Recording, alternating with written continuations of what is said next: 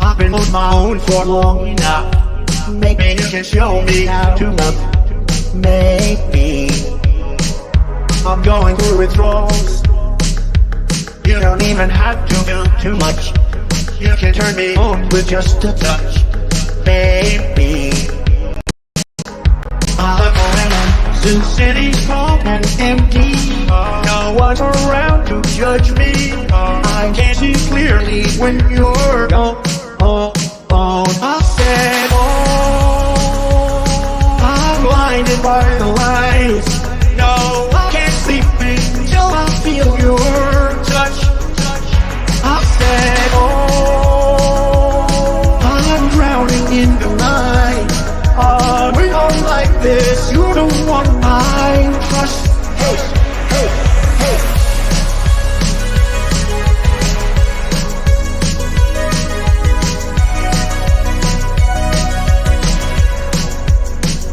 I'm running out of time, 'cause I can see the sun light up the sky. So I hit the road in overdrive, baby. The city's cold and empty. No one's around to judge me. I can't see clearly when you're gone. I said, I'm blinded by the lights. No, I can't sleep until I feel your touch. I said, I'm drowning in the night. We don't like this. You're the one I trust. Hey, hey. Just looking for you, let you know. I can never say it on the phone. We'll never let you go this time. I said, I'm blinded by the lights. No, I can't sleep until I feel your touch. Hey, hey, hey.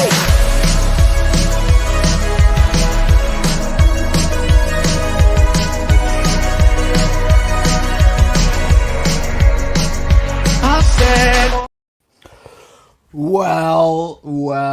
well, ladies and gentlemen, it is the eve of the war. The eve of the Trump landslide. And I've got everybody's favourite here. Claire Core has returned to join us to discuss what is going on. Welcome back to the channel, Claire. Click, click, click. Thank you. It's good to be back. I feel it is a momentous evening, the eve of polling day in America, and I have so much to say about how annoying people have been about their reluctance to support Trump and, their foot-dragging, mealy-mouthed utterances, and in particular Vincent Bruno's. I mean, didn't you think it was disgusting? It's like, I don't know. He didn't say gas or Jews. He didn't put me to bed last night. He didn't. Just a minute, for YouTube's sake. I can't vote for him, or we disavow that about comment. having to vote for him because he didn't do those things. Or I get the impression that was what Vincent was saying. Yeah. Don't use that phrase on you. The thing. Oh, you can't hear me? It's really weird. Fucking hell. Jesus Christ. I can see. Right. Claire, you need to... Okay, I'm typing, everybody. Claire, you need to select the correct audio output device. Enter. Claire, look at the comments. She can't hear me. What should I do? Okay. Okay. I'm listening to you. Using the YouTube video. Oh right. Well, that's no good, because that's going to be delayed 10 seconds at least.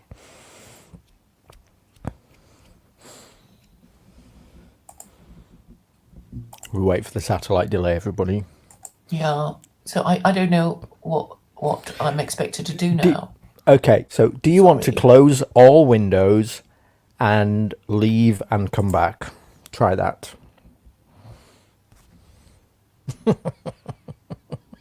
Boomer tech, everybody. We'll get there in the end, don't worry. All right. Sorry about this. It's never happened before. It's okay. So, we are patient. You got this, says Brian M. Well, I'm glad. At least this is just a casual stream. At least we're not doing the Anglo gang, and we have to be super professional. So, also in the background, it's like Beirut here at the moment, with fireworks and whatever. It is also the eve of bonfire night in the UK.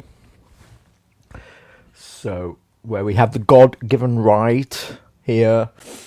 God has bestowed upon the Englishman the right to burn Catholic heretics at the stake. Sorry, on the wood pile. Okay, and here she's coming back. Claire Core, welcome back to the channel. Hello. Can you hear me now? Loud and clear. I don't know Excellent. So we had a little problem there. So it is the eve of the war. So we had to do a stream. It is the eve of what I believe, in my heart of hearts, is going to be a Trump landslide. I've come to this conclusion basically over the last 24 hours. What do you think? I dare to hope. I dare. And Luke Ford is very bullish about it, I've noticed. Yes, probably. So probably we watched some of the same sources.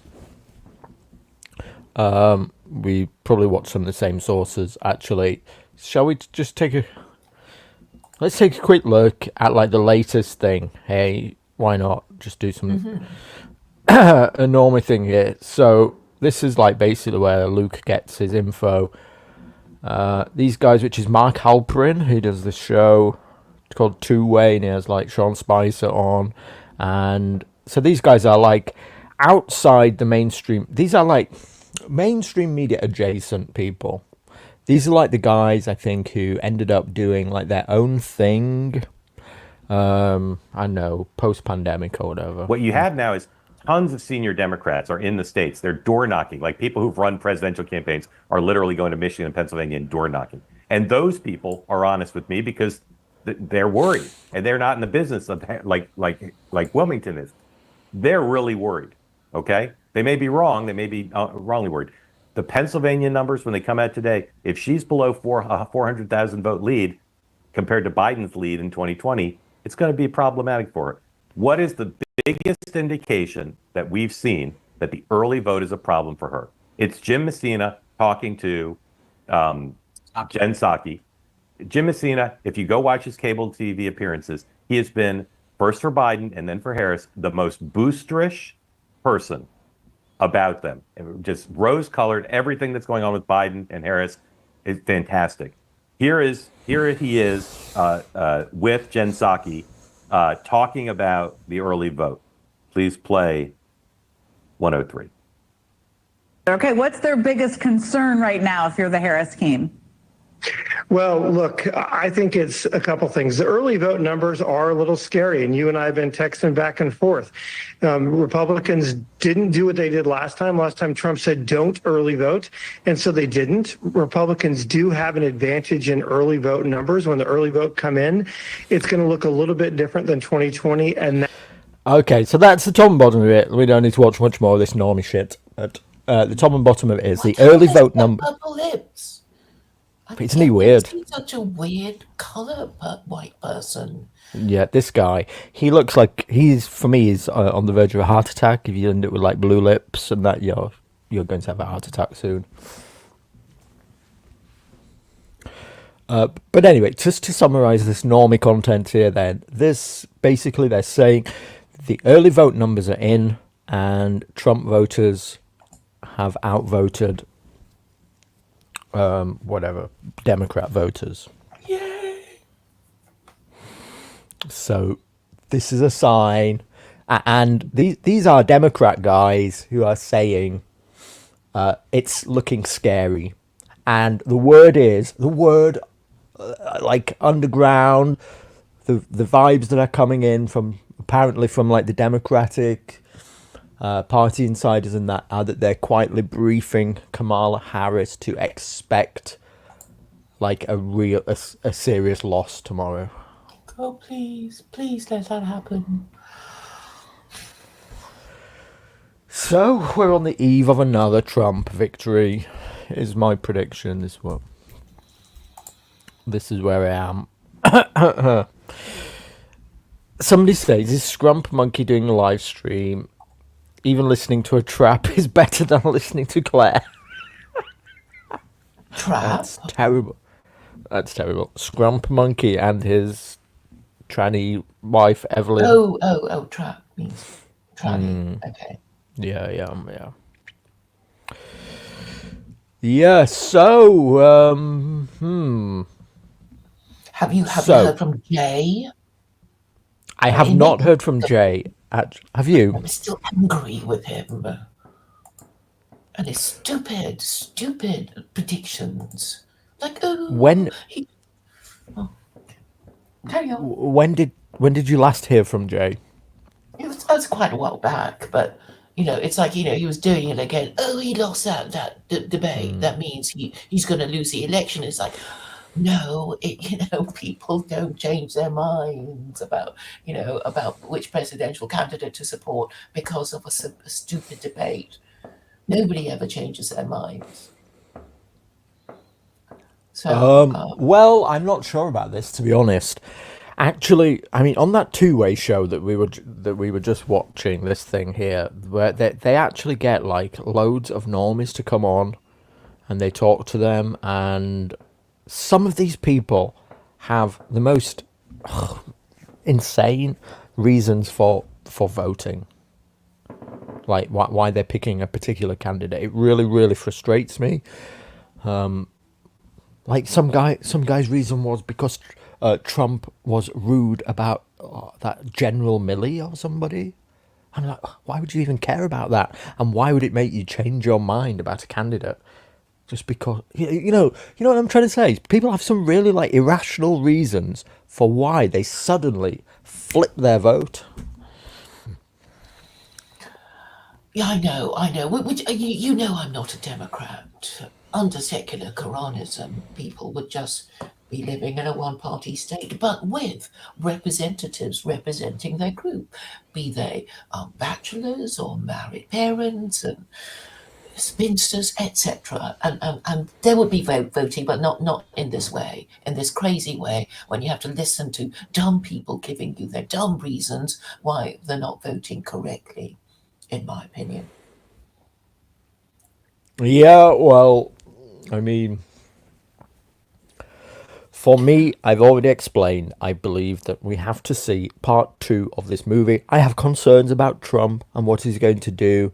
For instance, I'm pro-Ukrainian. I'm concerned about what it means that he's going to end the war. Does it mean that he's going to just hand over, like, the eastern part of Ukraine to Russia and effectively, like, make that validate that aggressive war, which would be a signal to the rest of the world, to like China, that waging an aggressive war will be rewarded. I worry about this. You're overthinking it. I think in the end, we can only vote for the least bad option, right? And it's like if even that is not good enough, then I guess we're fucked, and democracy is fucked. But we tried our best. We worked within the system and tried to give our vote to, there is clear blue water, isn't there, between Harris and Trump. It's not like, ooh, it's between a rock and a hard place, and it's half of, six of one and half a dozen of the other, and I can't really, it's not like that, is it? Well, yeah, I can understand people who say, for instance, I can't vote for Trump or whatever. I can actually understand that position. I can understand people who've become black-pilled, people who say, he didn't do much for us anyway, or he's just a Zionist, or I can understand these positions, and they're like, I've done this already once before. I can't do it again. I'm not a sucker, who you've ended up in that position. But I can't understand people who then say, I'm going to vote with enthusiasm for Kamala Harris. Because for one, she has no policies. She hasn't said anything fucking that she's going to do. I mean, can anybody name anything that what is her platform? Apart from a load of platitudes? Well, I hope the people who actually, say the sort of thing before they get to the polling station, it's like, look, you queued up. Are you really going to vote to cut your own throat and cut your own hand off? Are you really? You've done all this. You're not just going to, I think the worst they can do is just not turn up. So however much of an accelerationist you think you are, I don't think when you actually get in there, you can go through with the whole thing. That's what I hope anyway. Because, okay, I've heard of a really pathetic reason given to not vote Trump because, in 2016, this was this rah-rah Trump supporter. And I thought, well, of course you're going to vote for Trump, but, again. And he said, no, I'm going to vote for Ron Paul. It's like, Ron Paul? Are you just going to throw away your vote? And then I was just trying to work it out. And I think, I think it's because he feels he has to say he's voting for someone, and it's to kind of, be semi-respectable with his, female colleagues or something. And I think that's the only reason why he was saying Ron Paul, so he could, hold his head up without, being cancelled. I think that's a reason. Yes, I mean, in America, it's a two-horse race. Anybody who says, I'm voting for one of these other candidates, Jill Stein, is like the only other, if you're going to come up with another candidate that had some level of legitimacy, it's this Jill Stein character. Is she of the Green Party or something? She's a Jewess. Yeah, well, so what? But I know that. even her, though, You're throwing away your vote, right? You are throwing it away. Yes, you are. She's only going to get 0.5% of the vote across the country or something. So you are effectively, you're virtue signaling at this point. I mean, what is the actual point of even then turning up to the poll to even cast it? Because you're not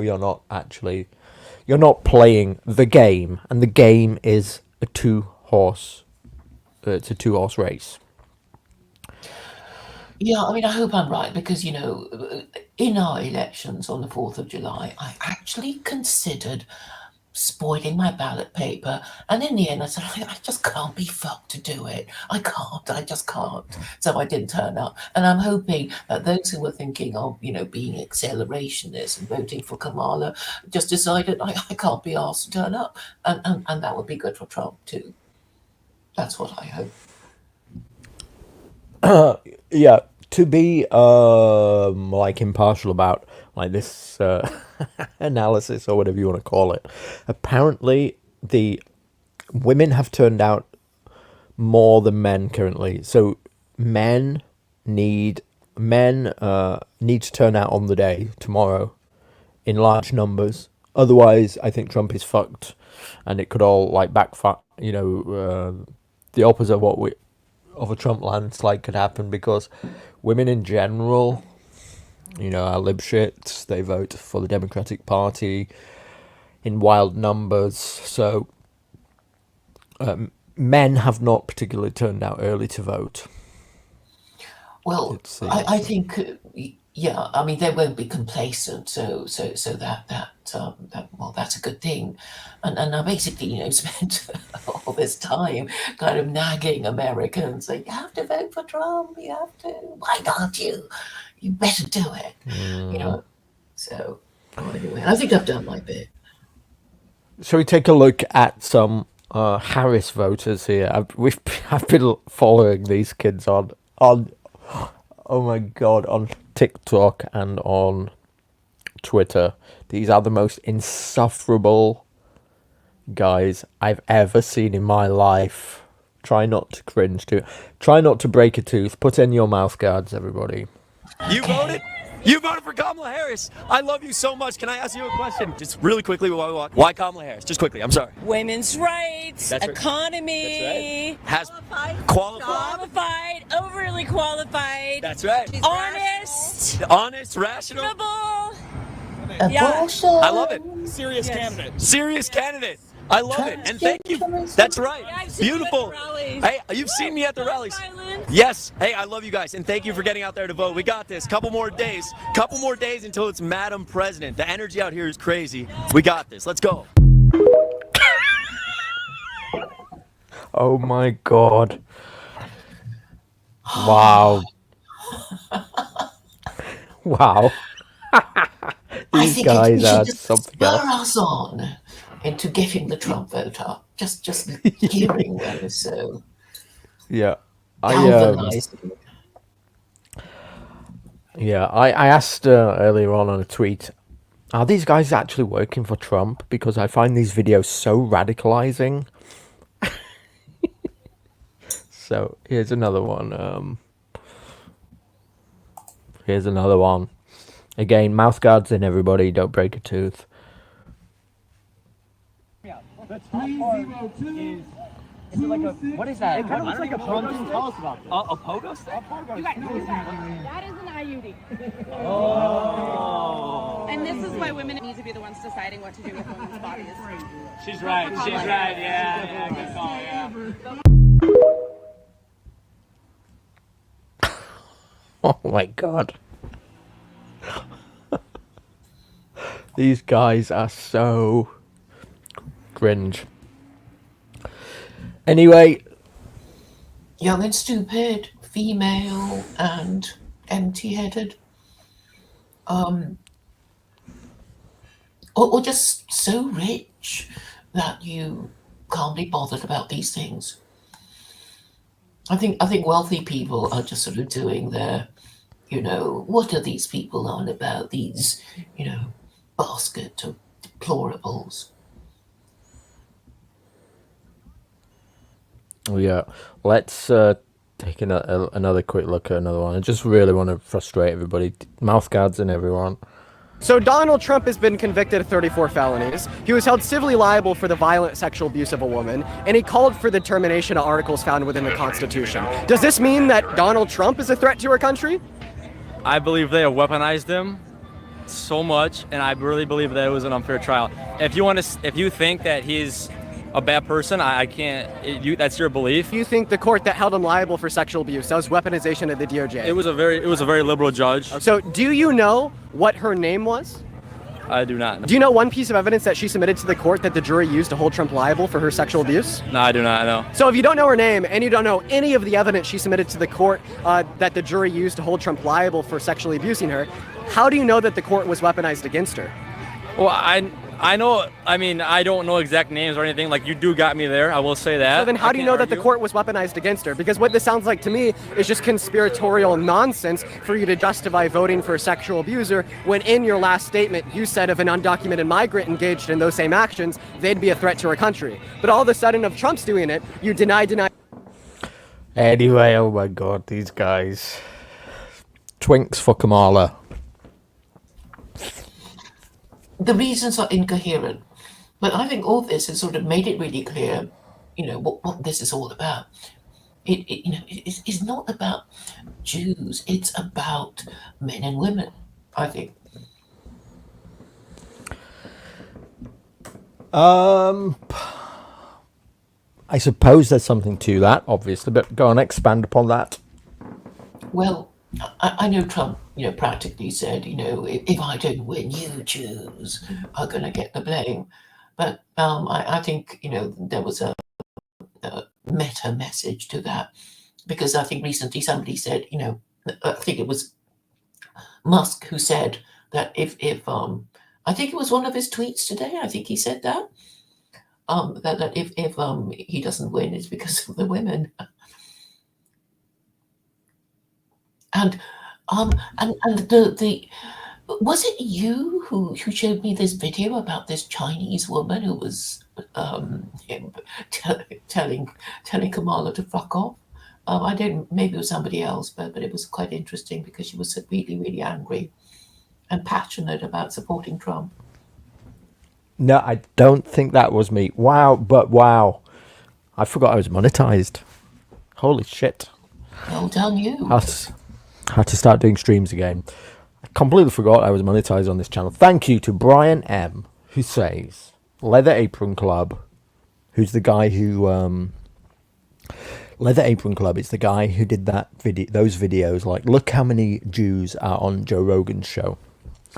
Leather Apron Club just uploaded a video, Don't Vote. Would be curious of y'all's impression. Check it out.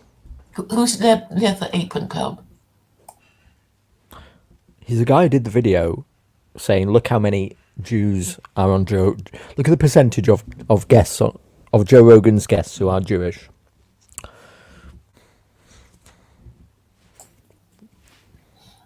He does actually have a lot of support from Jews. I know rabbis who say, perhaps he's the Messiah. I mean, crazy things like that. He has a lot of loyalty. I remember there was a video, I think it was yesterday, there was all those Jews sort of dancing around, pre-celebrating his win. I think Trump does divide everybody, really, including Jews. Well, here's that video. Let's see. Don't vote. And no, right off the bat, this is not a satire video. I'm earnestly telling you that it may not be in your best interest to vote this election cycle. I'm mostly talking to conservatives and right-wingers here, but know that this could apply to both sides. But why should we abstain from voting? Many of you will already be thinking of one of a number of canned responses to what I've said so far in this video. Voting is your civic duty. We have to vote for the lesser of two evils. If you don't vote, then you... He just said it, Clay. Just said it. If you don't vote, you can't complain. So why? You can't complain about who gets elected and so on and so forth. But these and many others fail to address what is the key issue here, which is that to vote for a candidate is to assent to their platform, to signal to those running their campaign that you approve of the messaging that they have put out. Our message to gay Americans tonight is this: you're free to marry who you want, if you want, without the government standing. Okay, so I get it, since we can't watch the whole thing. So this is Leather Apron Club's video then. Don't vote because it's not perfect, I guess is his point. But I've always said don't let the enemy, don't let... What's that Be phrase? perfect, be the enemy of the good enough. Yes. And so... It is politics after all. And it is a dirty business. And, we have to sometimes hold on. Oh, I don't know. I mean, I'm just saying this because, it's clear who we should be voting for in this election. While with the others, nobody cares. Because the candidates are, from the uniparty. Yeah, I mean, look, I mean, don't you just want to see how what part 2 of this movie is? Don't you just want to see the sequel of this movie? I mean, don't we have to see what... I mean, don't you feel like it would just be... I mean... A cop-out not to vote. It would be a cop-out, wouldn't it? No, I mean, the Kamala Harris timeline. I mean, she doesn't deserve to be the president. She's not presidential. She has no platform. The only reason why she would become the president is an anti-Trump vote. But she stands for nothing. She's vacuous. She's false. She is not qualified. She's dumb. She's a woman. She's an ethnic minority. She, I mean, all of these things are like the reasons. I mean, are all these things enough? Sorry, are they not enough such that like a former white person in America, or just like a Republican in America, or a conservative person in America would be dissuaded from just like going out, holding your nose and voting for Trump, the white candidate? I mean, yeah. Is it really that hard?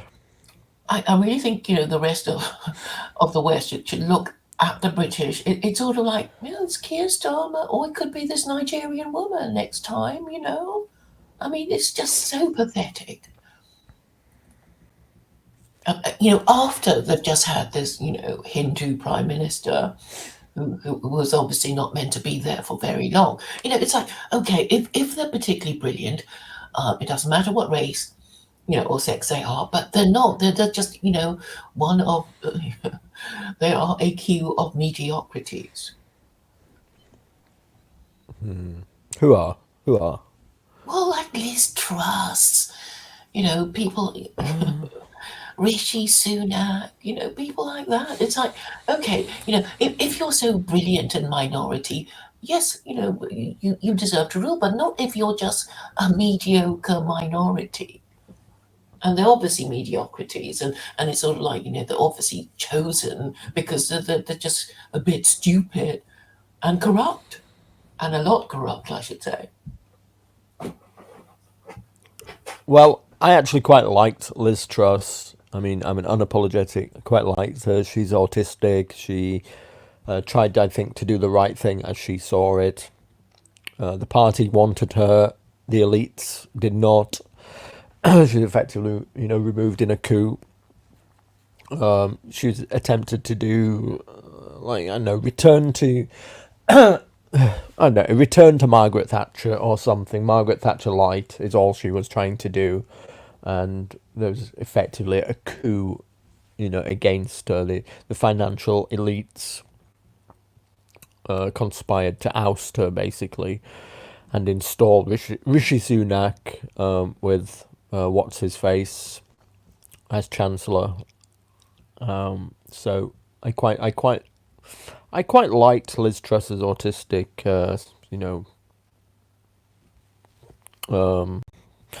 woman of the people vibe. Well, I was getting a lot of, what's happening to Britain? Have they gone mad? Kind of questions from people. Yeah, I get it. In general, actually, the caliber of British politicians has, until more recently, been higher, I think, than American politicians. In general, someone mentioned this. Maybe it was on Luke Ford's show, that at least when it comes to like British politicians, like Kamala Harris is obviously stupid.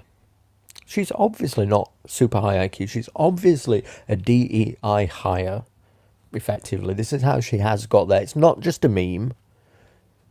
I know she was a lawyer in California, but she's not very smart because she can't answer straightforward questions in an interview. About the job that she's already been doing for 4 years. She had been doing it. If you can't answer a question after 4 years, you've got to be pretty low IQ, haven't you? Yeah, because she wasn't already told what to say. That's a thing. And I've noticed with all these interviews recently, not just of Trump, is that the people interviewing, whatever person that they're supposed to be giving a roasting to, they have a clipboard, and there's a lot of pages on their clipboard, and they're supposed to, apart from ask their questions, they also read speeches out to, obviously do them down. And I don't know if you remember the black women when, they kind of ambushed Trump at the beginning of his campaign. And, they all had this sort of clipboard full of, speeches that they were supposed to read, to him. And it's also rigged. Did you ever watch that Al Jazeera interview with Mehdi Hassan and Matthew Goodwin? Did you watch that one? No. He had a clipboard as well. He had a clipboard. He was doing the same thing. It was so rigged. And then, at the bottom, because they were, on the stage, the two of them, and there was this sort of really attractive woman, like, saying, oh, Matthew Goodwin, you must have it wrong. And, it's so obvious that they've chosen, this woman, especially because she's so attractive, And I think a lot of people are just being chosen on the basis of their looks alone. Like Zelensky and, what's his Venezuela, Guardio, whatever his name is. Are people chosen for their looks? I don't think people are chosen for their looks in politics, to be honest. Politics is like, I think it's celebrity for ugly people, to be honest. Wouldn't you say? Well, and it was for some people, it looks like they're obviously chosen. It's like, ooh, Keir Starmer, he has a full head of hair. I guess some women might find him attractive.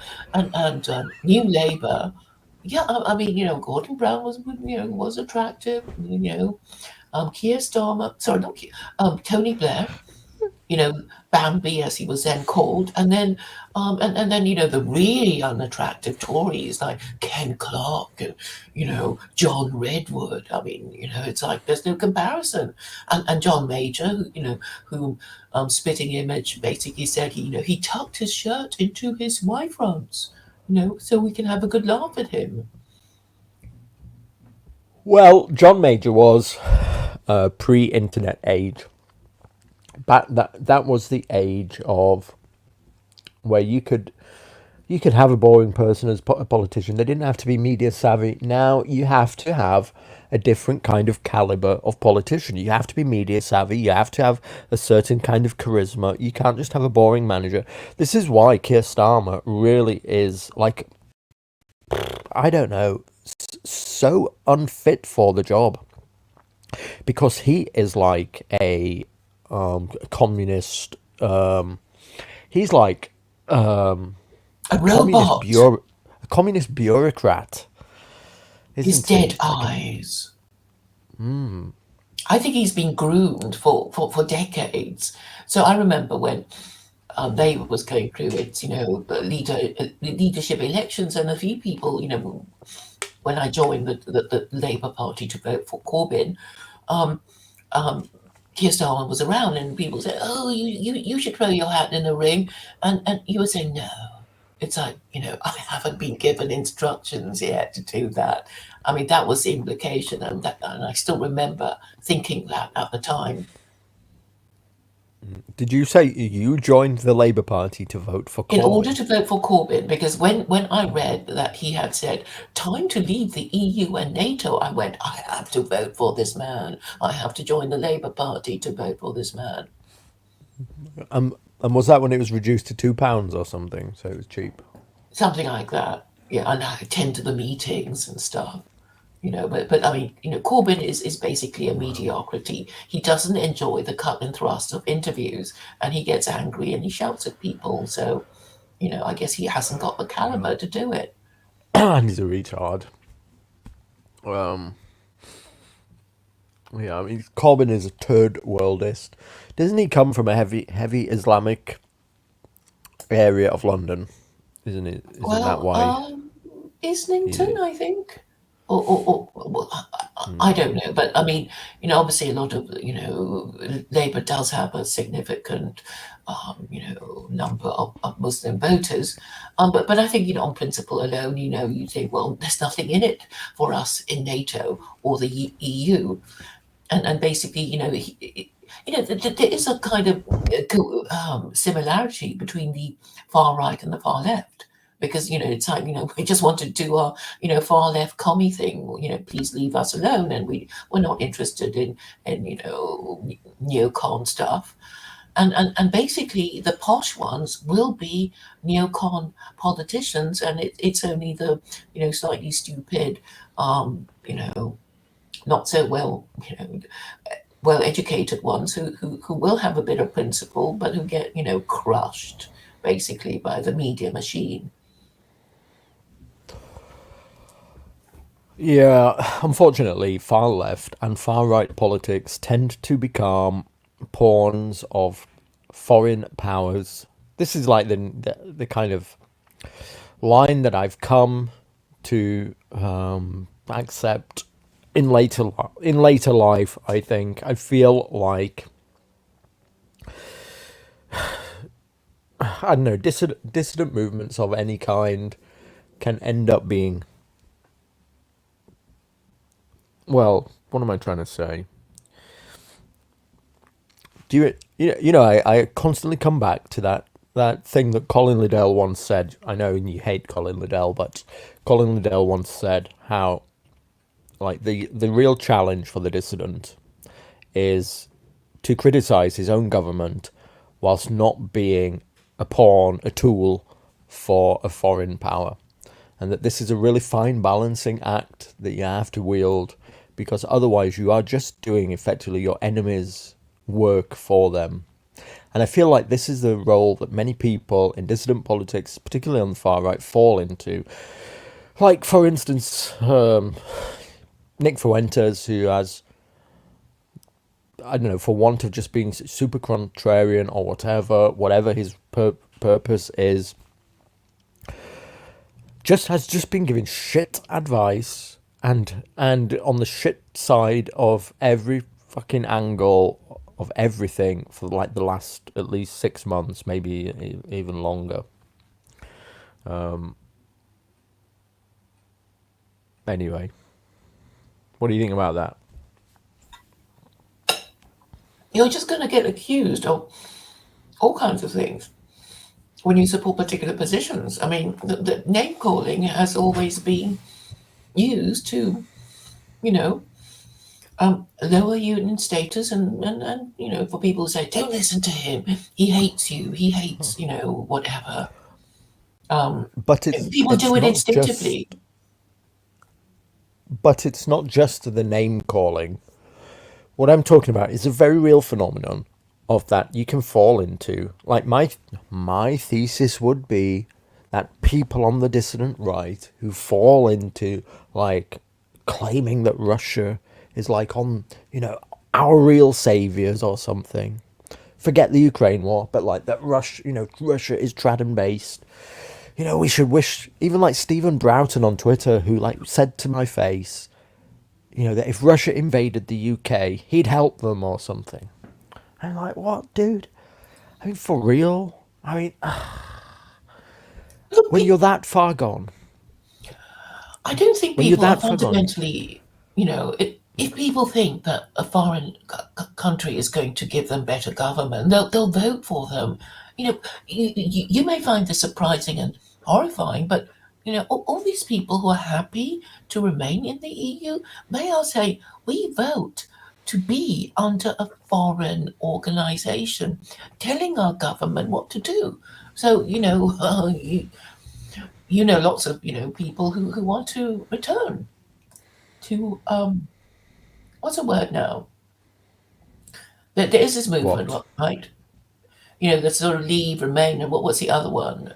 The ones who want to go back into the EU. I know, rejoin or something. Rejoin, that's right. So okay, you may just sort of dismiss that, but actually this is what it means. You're voting to be governed by a foreign organization. And okay, I know people who said, well, look at our, homegrown bureaucrats. They're so stupid, but at least in Brussels they've had a good education or whatever. And this was somebody, I was quite fond of and admired, but they say things like that. And so fundamentally, you cannot expect people to be blindly loyal to their government. And in fact, most people aren't. Maybe you didn't watch the BBC dramatisation of War and Peace, but I still remember that particular scene in it when, War and Peace is about this, Russian family, and during the Napoleonic Wars, and the French army was invading, and then this, gentry, this landowner, had to go, and the women were saying to the peasants, we're sorry, we take you to Moscow if we could, but our carriage won't fit you all. And the peasant said, don't worry about it. Don't worry about it. We're sure that Napoleon would give us a better deal than you lot. So it is nothing new. But it is tricky, and I do see how, there is I never really thought about it before, that there is this real conflict, how you can be doing your enemy's work for them. And so this is like the radical, it's one step beyond the Leather Apron Club guy. The Leather Apron Club is saying, do nothing. Do nothing because you're assenting to the system. You're validating it. If you go and vote for Trump, you're basically validating, I don't know, Zionism, Uber Zionism or whatever. Zionism on steroids and whatever. But what am I trying to say? If you actively, everybody like who was doing the zero seats thing, in our country, because they were, because the Tories are shit. Okay, the Tories have been shit for 14 years, and they constantly get shitter, and they're basically traitors. Don't worry about it, Stephen. It's the same policies anyway. They just give us a different face, to cheer one section of the public up. That's all. Policies are always the same. You can't. But the point is, without another alternative, if what you do is lean into the opposite, if you lean into your enemy, to basically, if you become an accelerationist, and you say vote for the other team, then you are simply doing what your enemy is wanting you to do. So, like, for instance, on our side, whether you agree that reform is a real third party alternative or not, at the time, before even Nigel Farage announced himself, it was a 2-horse race. Arguably, it was a 2-horse race all the way along, and then Nigel Farage just split the vote. But effectively, the zero seats people, the people who are saying just get rid of the Conservatives at any cost. Well, we've got what they wanted now. Nose off to spite your face. Yeah, well, we've got what they wanted now, and it's much, much, much worse. Things are worse, and there's no sign that they're going to get better for it.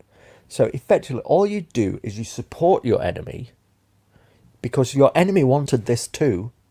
They are happy they have the Labour government. They were all working for this situation. And then when you help them out of some ill-conceived idea that in the long run it will help you, I don't see any evidence of where accelerationism ends up with you getting what you want. No, because the whole system is rigged anyway. So, I would be beating myself up about, I should have voted Conservative, because the narrative was already primed way before the election. It's like, Rishi Sunak, he's a bit of a nerd, blah, blah.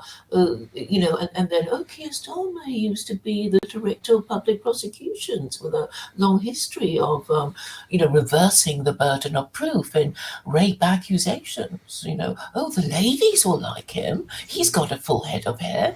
It's like all this, that was set, it was set in motion years ago, decades ago, I would argue. Brian M. again is sending me the Russian money to say, many of us on the DR believe Ukraine is a wealth transfer for the Jews and their new Western playground since US is paused. Well, I know Jews who complain. It's like, why are they coming to Israel? Why the fuck are they coming to Israel? They never liked us. They killed us with even more, delight and glee than the Nazis killed us in greater numbers. So that was what some of them said in Israel. My position on Ukraine is very clear. I feel that it is an aggressive war by Russia, okay, that they are the invaders. They are killing white, Christian, Russian, Ukrainian people. They could just go home. They could stop invading. It would be all over if they did. Only one side is in another's territory. I mean, it is very clear-cut.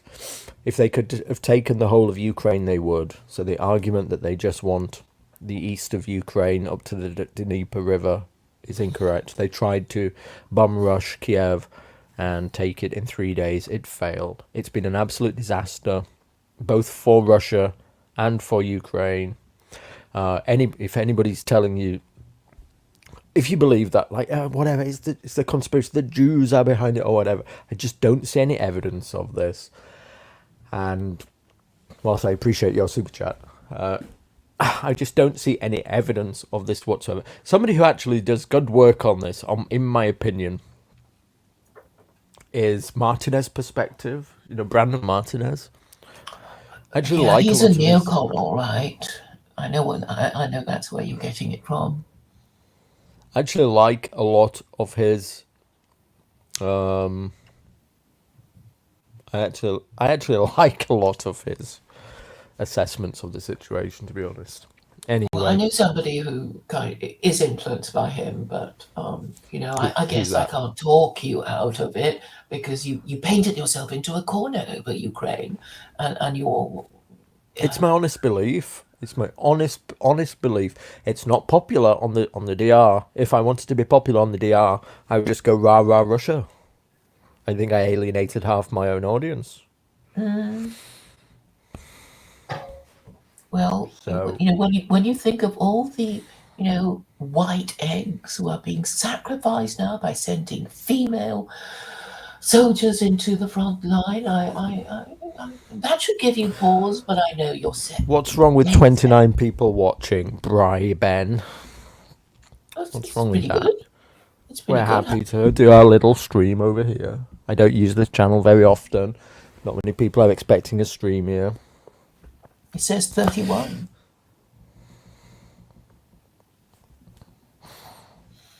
If you want to go and watch a mainstream media stream, go ahead. Go and watch a big shill stream. And here comes Alan Bastard. He and I agree on Alan the Bastard. neocons starting the war. Well, look, let's not make this the Ukraine stream, huh? I mean, it is a concern of mine as to what Trump will do. Like I say, I don't think he should, he should reward aggressive wars. I worry, see, what kind of a statement it will make to China and Taiwan. If obviously China is watching, and if they see that all you have to do is, hold out. If you invade another country, all you have to do is hold out for a couple of years, and like the West will get tired, and then they'll give you whatever you wanted. Then that's like a dangerous precedent to set, isn't it? China doesn't want war. Most They of want it. Taiwan. Yeah, so give them Taiwan, but they're not going to risk it. They're not going to start a war just to get back Taiwan, because they're saying eventually Taiwan will come back to us. When they see sense, and we're just going to do our army maneuvers to show that we're not to be messed with. But China's not going to go to war. It's like they are a nation of parents with only children. And the Chinese government would fear to alienate these, parents of only children. Well, would they really? I mean, China can just suppress dissent. I mean, well, I think that. Do they fear revolution? Well, I mean, I think they don't want, any trouble, really. I mean, what they could do very, very boldly is basically, dump their dollar, and that would punch America's lights out. But it's like, we don't want to lose all that money and crash the market. They're very, very, very timid, I would say. If I were in charge, I would have done all these things ages ago. But I guess that's why I'm not in charge. This is an argument that's often made that China could, because China holds a lot of American debt, that they could just dump it. Well, they are slowly, because now Japan has more dollar holdings, because I guess the Japanese have been forced to buy it, knowing the Americans. It's actually Japan I don't think more dollar holdings, the most dollar holdings in the whole wide world. I think the thing is, due to globalism and the interconnected markets, then like the idea that bringing America down and you could survive outside of the repercussions of that are just foolish. They're ridiculous. So like it would be China's, demise as well. And, the two Well, are yeah, so people interconnected; are they going rely to lose upon each their other. money, and that's what they're afraid of. But so that's why they're holding back. They hope it can be done gradually. I get it. And And if America, if America couldn't ever service its debt, if you ever take it to the point where, America couldn't service its debt and it just declares it just decides to default on that debt, what are you going to do? You can do fuck all. So it's in your interest not to make America ever have to default upon its debt and to keep repaying it, gradually. It's in nobody's interest for the dollar to collapse, for America to default on its debt. Nobody actually wants this. It's what worst case scenario for everywhere in the world. it was Jay who said that 25% of US GDP goes towards servicing its debt. Is that right? Yes, I believe it's more now. Even let's ask Grok. How much of the US GDP goes to servicing its debt?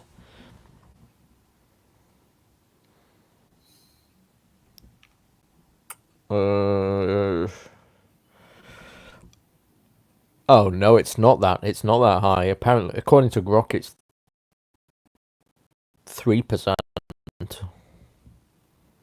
Oh well. That does not mean the amount of debt. Like the debt to GDP ratio is, what is it? Let's find it. What is the US debt to GDP ratio? It's about 120 to 125%, and is running deficits of 2 trillion per year. They're about 33 trillion in debt. How many zeros in a trillion? Too many. Okay, you don't know either. No, too many to count.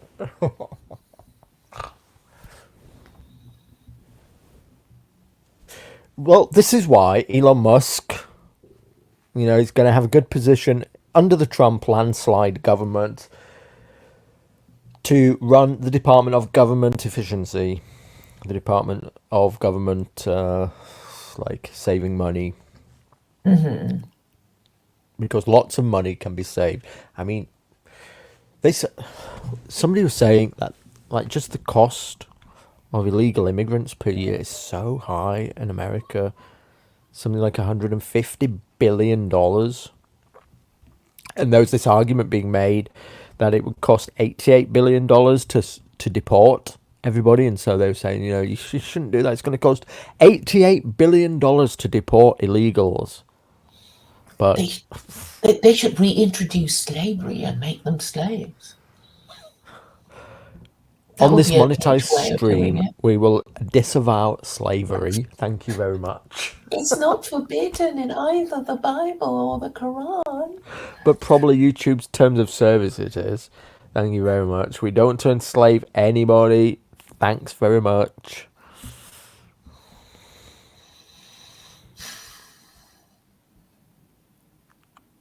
Yep. I'm trying to find this thing about where the amount of debt. I don't even understand it, but it does seem to me that 25% of your GDP being used to service your debt does sound rather high. And that's why you just get decline, because you're going to overtax the citizens until they rebel and overthrow the whole thing. And what will happen with these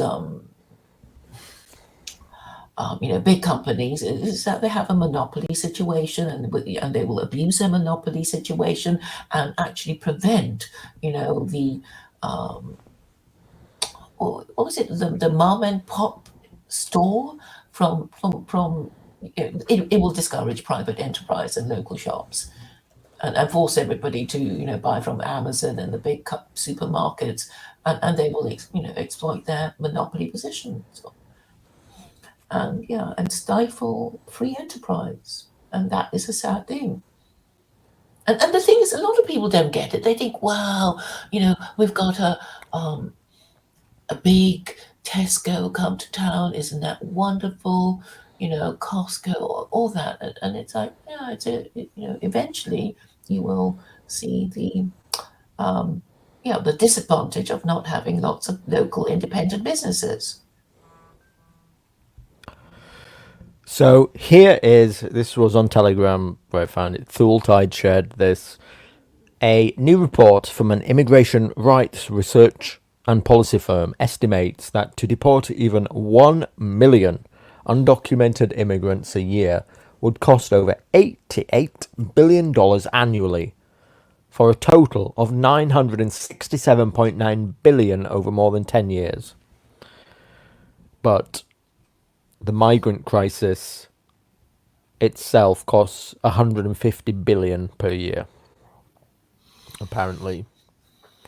So he writes, Libtard Immigration Rights Organization claims that mass deportations will cost $88 billion per year. Even if that were true, the migrant crisis costs $150 billion per year. Mass deportations pays for itself.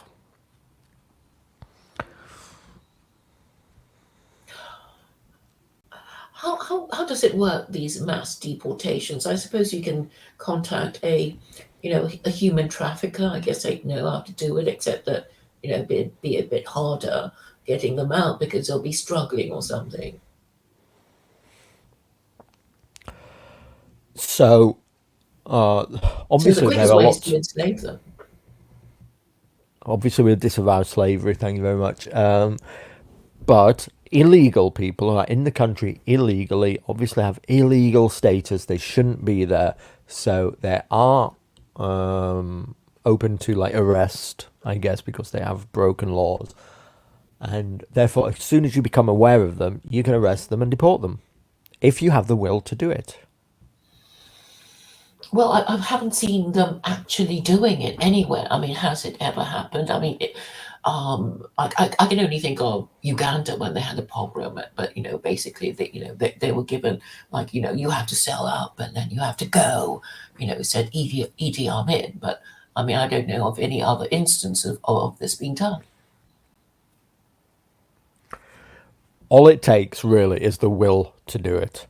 With modern technology, the idea that that you can't find out who these people are, all it takes is the will to find out. It's like currently in this country, the Reform Party MPs are attempting to get data upon crime statistics and ethnicity. Have you seen this going around? Because we don't collect these stats for some reason. So nobody knows who is doing, even the prison population. The government will not release the percentage of the ethnicities of sexual offenders in prisons. So this is something that the Reform MPs are doing. Why don't we have this data? And apparently the answer from the government is, well, we don't collect it. And so this is obviously deliberate. Mm. I mean, these people are in your system. You are obviously deliberately ignoring it. So this is a thing in America. They obviously have gone for years and years of ignoring the illegal immigrants by deliberately. The moment that you start to look around, you can figure out who these people are very quickly with modern technology. Well, I mean, Elliott Blatt says, well, we do need the Hispanics because they're the only ones who do any work in California, right? And you also confirmed that when you were in Nevada. I did actually. Yeah, you're right. It's no, you can't do without them either. And it's okay. Then it reminds me of when I was in the BNP and Nick Griffin said, no, we can't kick them out because the NHS would collapse. And that would be true because a lot of these doctors are from abroad. So it has to be managed gradually. But how many of those in California are legal? This is the difference. It's mass deportations of illegals. And you don't get the idea that Trump is planning to just deport brown people or something, or deport Hispanics, like get out Hispanics from California. That's not the plan. It's of illegals. So, I mean, I don't even understand how, because I've not been involved in it, how this economy of people employing illegals even functions. I could understand it if somebody's like paid cash in, I don't know, like a takeaway, a Chinese cash takeaway or something. Yeah, you haven't got something, a national insurance. Yeah, I'll pay you in cash, but it'll be less, and something like that. Because obviously a deal can be worked out, and that's how people work, really, isn't it? But Let me throw this link in the chat if you want to come on, Elliott, or anybody else. You could hop on. On the eve of the Trump landslide, give us your hot take. But what I was going to say is, here in the UK, for instance, I'd struggle to figure out how illegals get work, because the last time that I applied for a job, I had to submit like 3 forms of photograph identity, 2 forms of photograph ID, bills, a bank account within, statement within 3 months, and then I had to go through this this thing on the phone where it basically videos you, and you have to look at your phone and you have to talk into it and look left and look right, and so there's so much verification. So how anybody illegal manages to bypass any of this, I don't fucking know. yeah, and if you really wanted to round them up, it would be quite easy. It's like, well, anybody with ID, they will have to have the special card with which to buy anything. And if you don't, Wait, you'll... is this Elliott or not? Blessings. Can you hear me? Oh, it is Elliott. I thought I was about to get porn bombed. No, not today, sadly. So I just tuned in. I assume you're talking about the election. Well, and Latinos and Mexicans. We're doing the weave, Elliott. The weave.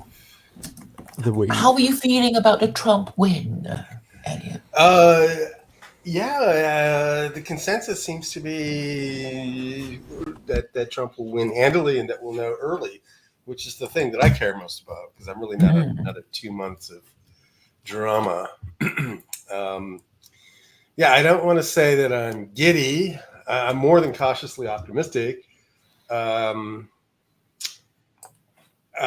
is pretty much well convinced that Trump's going to win, and he does his diligence. So part of me, there's a residual part of me that's like, well, what are they going to do? Are they going to really let this happen or not?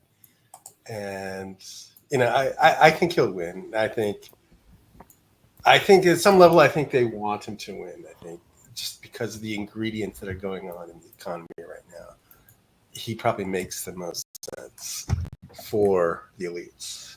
So I think they're going to, Trump will win. It's a long, long way of me saying I think Trump will win, and potentially quite decisively. So there's a super decisive win would mean, the other 2 branches of government, and that would put a whole new dynamic on the table. So Trump could theoretically go nuts. He can really he could do basically everything. He'd have no excuse. And I think the fact that he has J.D. Vance as vice president, and he's J.D. Vance he knows the memes. He's a young guy, and he does. He's a little Twitter frog, to use the expression. So I think he's got... He follows Bronze Age perverts. Yeah. So which is saying something, and I'm embarrassed to admit this, but I did subscribe to his Bronze Age pervert Gumroad to sort of... They're entertaining podcasts. Yeah, it's big brain stuff. I mean, he has a command of history, you know. Sure. And he has these jokes that he does, which I find funny. You know, he sort of deliberately mispronounces certain names in a Romanian way, which I think is funny. So anyway, apart from that tangent, okay, so you mentioned him because Vance follows Bronzing Parade. Yeah, so it's very potential that they could just go for it, you know, do some radical stuff. But I don't think what they're going to do, if they're going to mass support anybody, they're not going to mass support Latinos. They might, if they can filter out the real bad actors. But as you've discussed, the entire economy runs on Latino labor. It just does. And I don't think even your most based red pills, right-wing Twitter streamer, they're not ready to go pick potatoes, you know? They just assume everything that Latinos do just happens by magic. You know, they've sort of had this really buffered existence where all the unpleasant tasks just are mysteriously taken care of for them. So if Trump were to deport lots of Latinas, their absence would be felt rather quickly in the form of higher prices, food shortages, things breaking down that nobody knows how to fix. You know, it would be a mess. And if that were to happen, I think the appetite for immigration restriction would evaporate, not only in the present, but for the future, because they would have this negative example to look back on. So Trump's victory, although important and interesting, is by no means a panacea for what faces us. Yeah, Owen Benjamin did a short video about that. And he knows because he's a farmer. Yeah. Right. Yeah, look, there's a few contradictions in Trump's platform. Obviously, like he says, he's going to, reduce the cost of building houses and deport illegal immigrants. And so I saw somebody on the television saying, well, all these houses are built by illegal immigrants. So how is he going to do that? How are you going to achieve both of these policies at once and the same time? And another contradiction is he's going to put tariffs on, like 60% tariffs on Chinese goods and reduce inflation. Yes. And so people rightly point out, well, that's going to make the cost of everything coming in 60% higher. How are you going to do both of those things? Well, so there's obviously contradictions in his platform. What do you think about that? Well, I think you're absolutely right. And I think, in a way, higher prices can be good if they enable domestic manufacturing.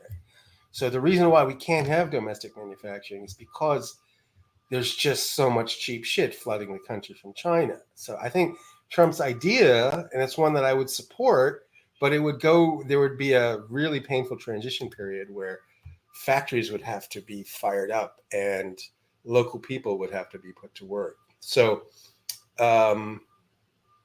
but you're right.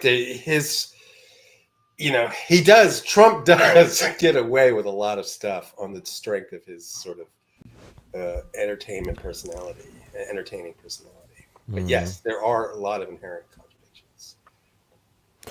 So one of the explanations that I've heard that I combine into for this, particularly in terms of his tariff talk, is that this is just Trump's business mind and art of the deal talk. And that because he goes around, his thing is, he always said, like, hey, like talking of China, like when I came into office, we had a really bad deal. It was a really, really bad deal. And I went to them and I said to them, you guys, you've got a really great deal. We've got a really bad deal. And something's going to have to change about this. So this is like all rhetoric leading up to him coming to renegotiate a deal. And so he's like, he's putting the fear of God into the Chinese and other people that when I come in, I'm going to impose tariffs on you.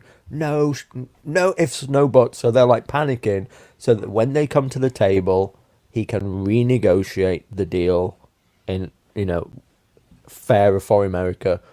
And like the Chinese will be much more willing to acquiesce to avoid tariffs to anything that he wants. Yeah, I don't know the extent to which China is playing fairly or not playing fairly, but I do know that Americans are addicted to this cheap shit that floods into the country. The world is. Yeah. And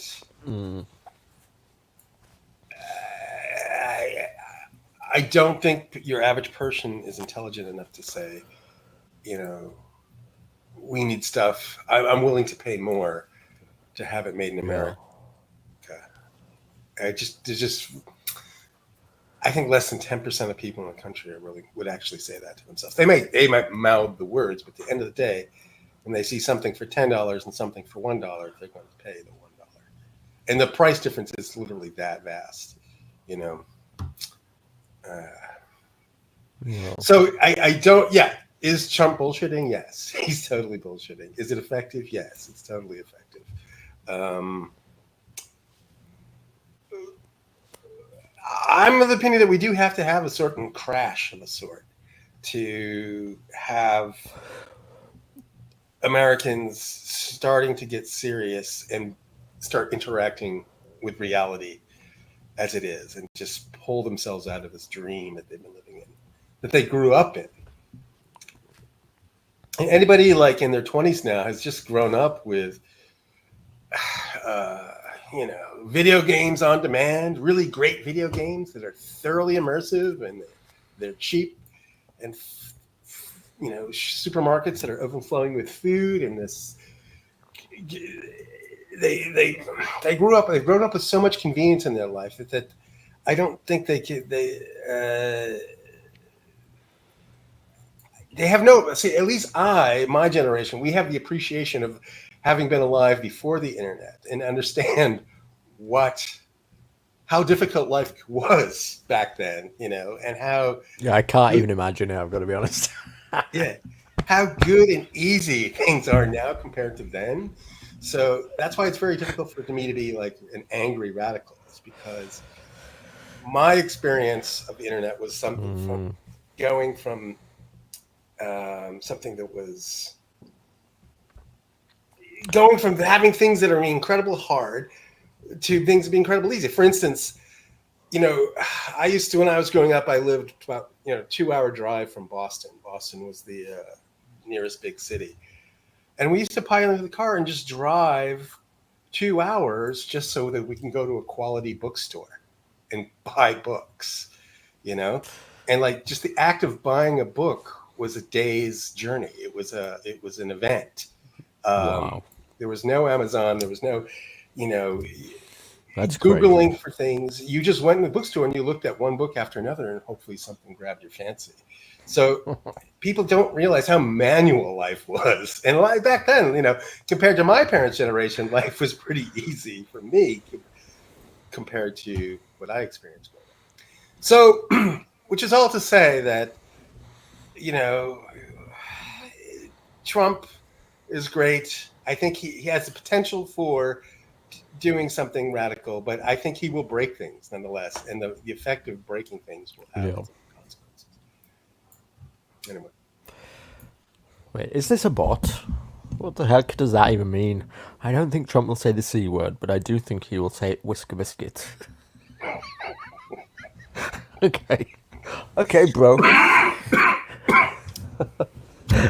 Elliot, what do you think to these guys?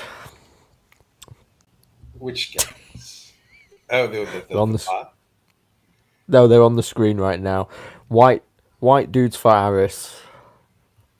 Oh, I'm not seeing them. Did I pause the stream? I'm listening to you on StreamYard. Do I see it? I'm seeing a frozen screen. Oh, there we go. Okay. There we go. That is, I'm afraid, that's what your average high schooler in San Francisco looks like. Yeah. You know, this is Yeah, I think these guys are West Coast. You can just tell, can't you? yes, it's that never experience inclement weather look. Yes. Yeah, this is 68 degrees. 68 degrees and a light breeze for your whole life. Lived on orange juice and wears slides outside and Yeah, surfing in the afternoon. Yeah. So when I look at the Californians, used to be known for their really obnoxious surfer accent, which seems to have been bred out finally, but it was a real marker. But I think a lot of East Coasters moved in and supplanted that. Well, how does this accent go? Don't you have that? I don't believe I have it. And if I did have it, I would do everything I could. I'll try and remember it. Can you do an imitation? Yeah, I'm trying to think. Well, I'll tell you a story. When I first moved to California, I lived in a place and I had 4 other roommates. You know, it's a big apartment. And so I was like, I don't know, 18, 19. And so one of the guys that used to come by was this native Californian guy named Terry. And Terry was like 29. And back when you're 18, 29 is like ancient, right? So he was a proper adult, you know, when we were basically kids. And he'd come in and he'd say, guess what I got, guys? And then he pulls out like a 6-pack of beer and he'll go, "Sixer, so hot." And then they would give high fives and it was just idiotic. But it's, you know what, it's that nasally voice. Did you ever see wait, is it like Vincent? No, that Vincent Okay. has like a proper lisp. Okay. Have you ever seen Fast Times at Ridgemont High? No. Oh, Jesus. It's a nasally. I can't do it. It'll take me a while to remember it, but why did we get on this topic? So the California laid back, easygoing, no problem. So part of California culture is that people don't make eye contact. They're just used to being able to do their own thing and not have. There's enough space where you can kind of do your own thing and not have any animus towards anybody, but not really like anybody either. You just you do your own thing and you rarely intersect. You don't make eye contact and you don't socialize. You're not a good conversationalist. So that's what I think when I see these guys. This Chris Mowry person is from Atlanta, according to his Twitter profile. Oh, right. Well, Atlanta, Georgia. So that's a huge surprise. He's a white dude for Harris. Mm-hmm. Yep. So I don't know if you listened to Luke this morning, but theoretically, if Luke, I did. You heard what he said. So this source close It's to Harris, in the bag, he was virtually saying. Yeah, and that Kamala has already been sat down and told to expect a bloodbath. Yes, I heard Luke say that. Yeah, and I've been watching. It was a good shout by Luke to put us onto that 2-way thing with. Is it Mark Alperin? I like it. It's got good analysis. They don't seem to be in one camp. So I'm, unless I'm mistaken, I'm taking it as objective. I might be like falling for something here but that's like I'm taking their analysis as objective. They seem to also think that Trump's got it in the bag with caveats. Yeah, and I think even Mark is soft pedaling this because I don't know if you've been with it. I started watching that way back when Biden's health was only the last week I've been watching it. Oh, okay, so early on it was pretty highly.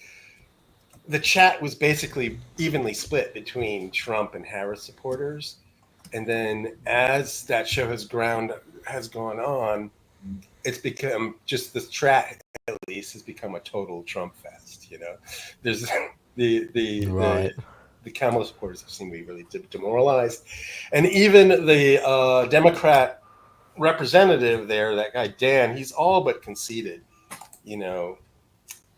Wow. He's all but said it's over.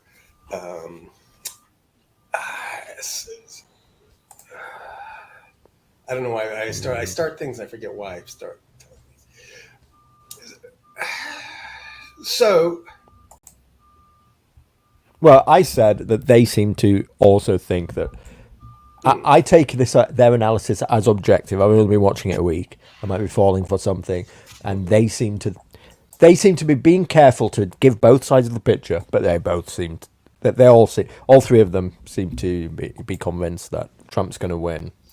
Yeah, and what adds, so you have their conviction, but then there's also that thing, this lingering thing about the hidden Trump vote, and that's not even factored in. So that could be like 2 or 3% of the polls that Trump underpolls by 2 or 3%.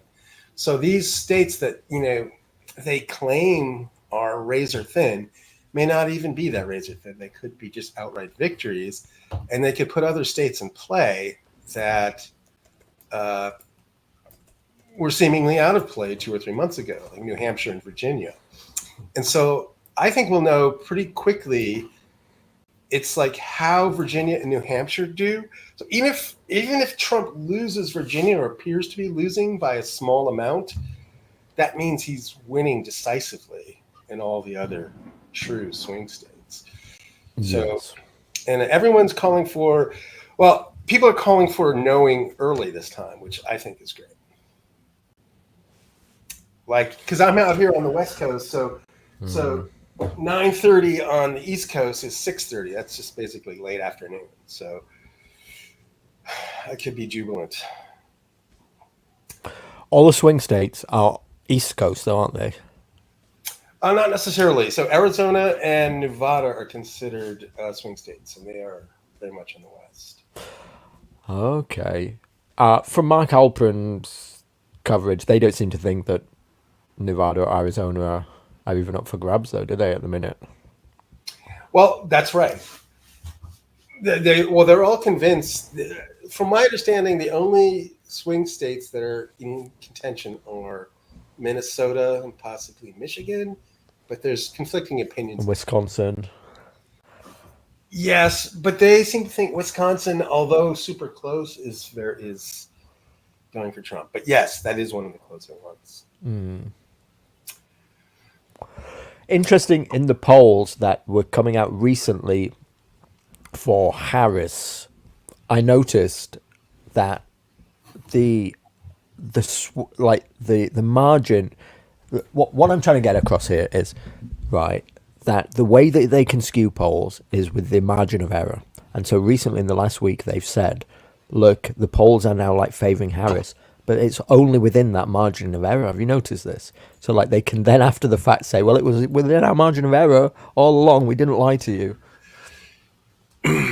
Yeah. Well, what I learned from the Halperin stream, the two-way stream, was that there are polls and then there are polls. So you can get a poll done very cheaply, and those are the polls that you initiate as weapons, right? You just want to deploy a poll as a weapon.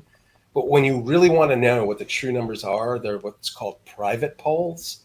And that's when you spend the real money to do the real sampling and the real crosstabs. And so all of this enthusiasm for Trump is coming from their access to people who have access to the private polls. So this Ohio poll or Iowa poll, where they say women are outpacing men 2-1, so forth. You have to say, well, they call them the crosstabs. You have to look at the actual demographic makeup of the people polled. So I haven't done this. I just assume it's a psyop. Yeah, that woman who did that poll, someone posted something on Twitter. I don't think I can find it now, but she didn't even know what D and R stood for, and she's the pollster. I didn't catch No that. shit. I can't. No shit. Yeah. That's But crazy. you know, it's the body language. You know, it's the body language of the people who care and who matter. You know, and this has been the biggest tell. You know, it's hard to think fake enthusiasm day after day, and I think Kamala's people just can't do it because they know. Yeah, and it is all fake. I mean, what? Let me bring in David Yorkshire. It is all fake. It is all fake. She's fake. The whole campaign is fake. One of the things that I said on the Anglo Gang stream I did last Thursday is that none of the pop stars have performed for Kamala. Like Taylor Swift announced for Kamala, like what was it now, 3 months ago? She could have done it, a series of concerts, and won this thing outright for her if she was that enthusiastic. Any of these pop stars could have done like one gig for her. None of them have done anything. So, I mean, it really is like token support at best. Okay, but how many of actually, you know what? Taylor Swift is that big of a star. Maybe she could have. Yeah, J-Lo, she is. Is she still big? She was big like 20 years ago. Yes, closing millennials still probably knocking one out to her.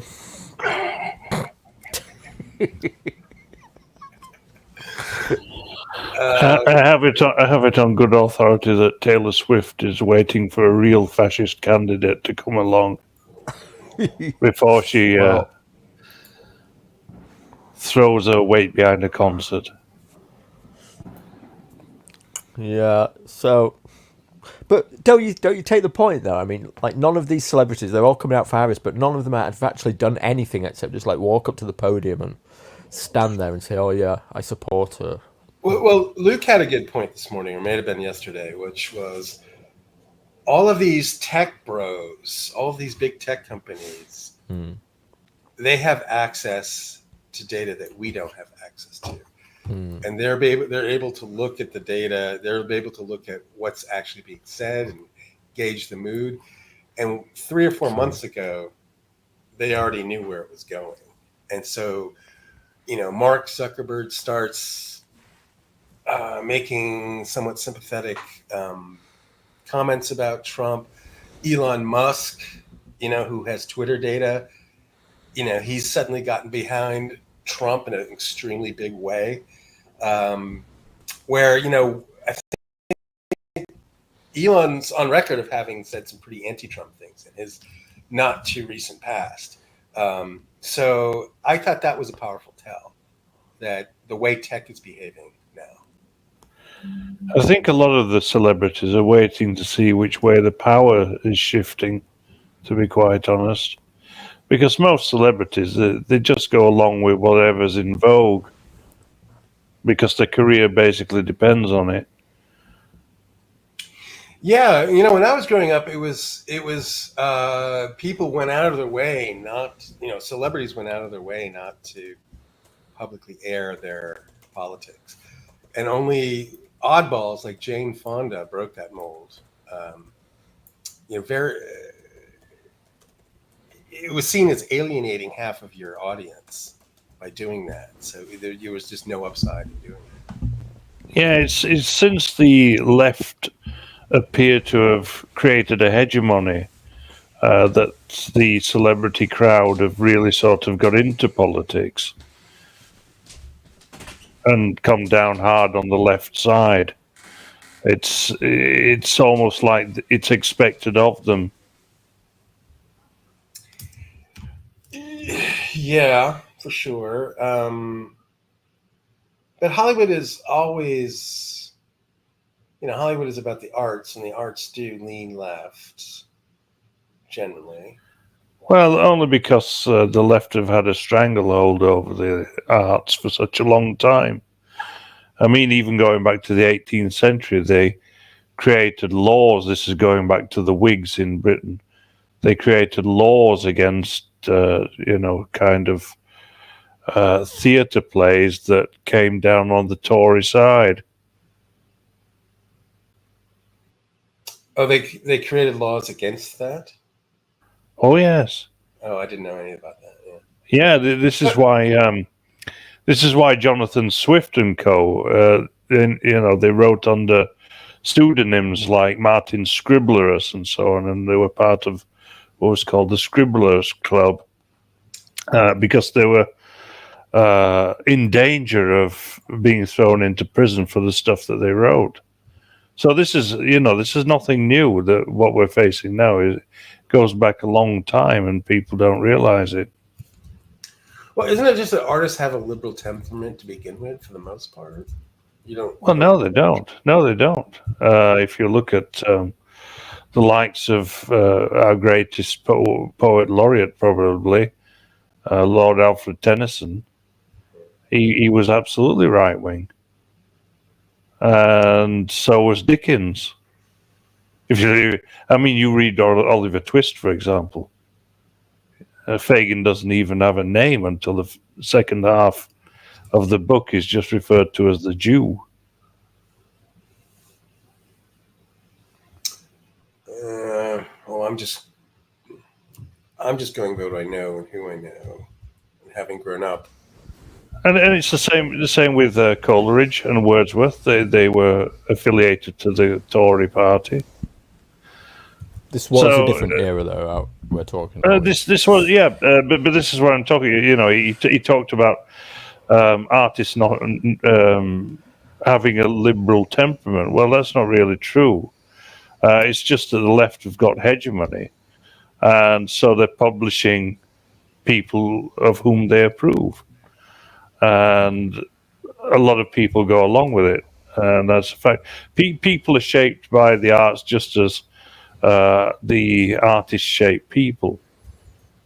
So it's a reciprocal thing, and if you control that whole sphere, then you can create cultural hegemony. That's a fact.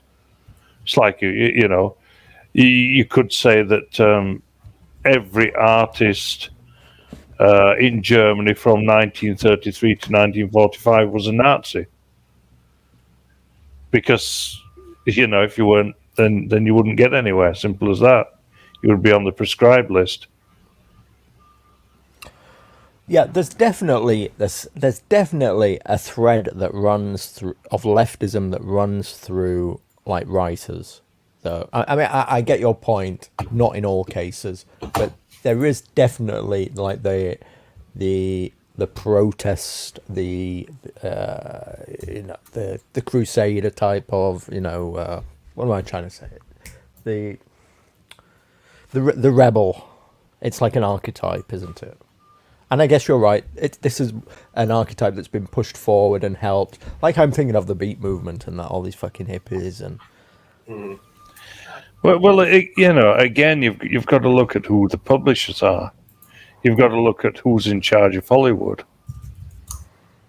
You've got to look at Warburg and Victor Gallant and so on. And of course, they come from certain ethnicities. Same with Secker and so on.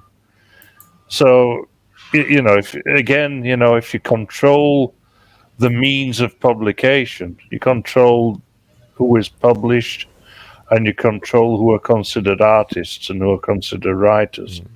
You can. There may be some great works, great undiscovered works, but they've never been published because someone has written a great work, but the publishers don't approve of the message within that work.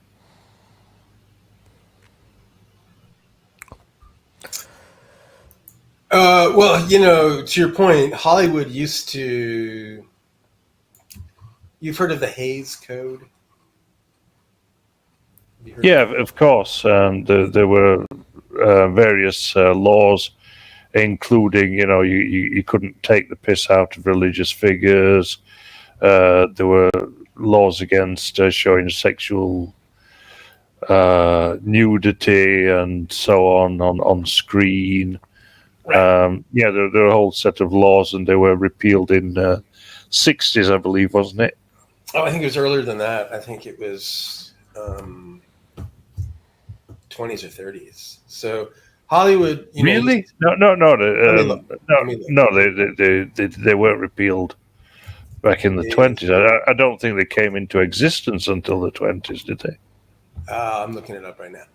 Okay, the Hays Code was a set of guidelines that Hollywood studios used to regulate the moral content of movies from 1934 to 1968. Yes, you're right. So, I thought they were repealed a lot earlier than that. So they were in effect from 34 to 68.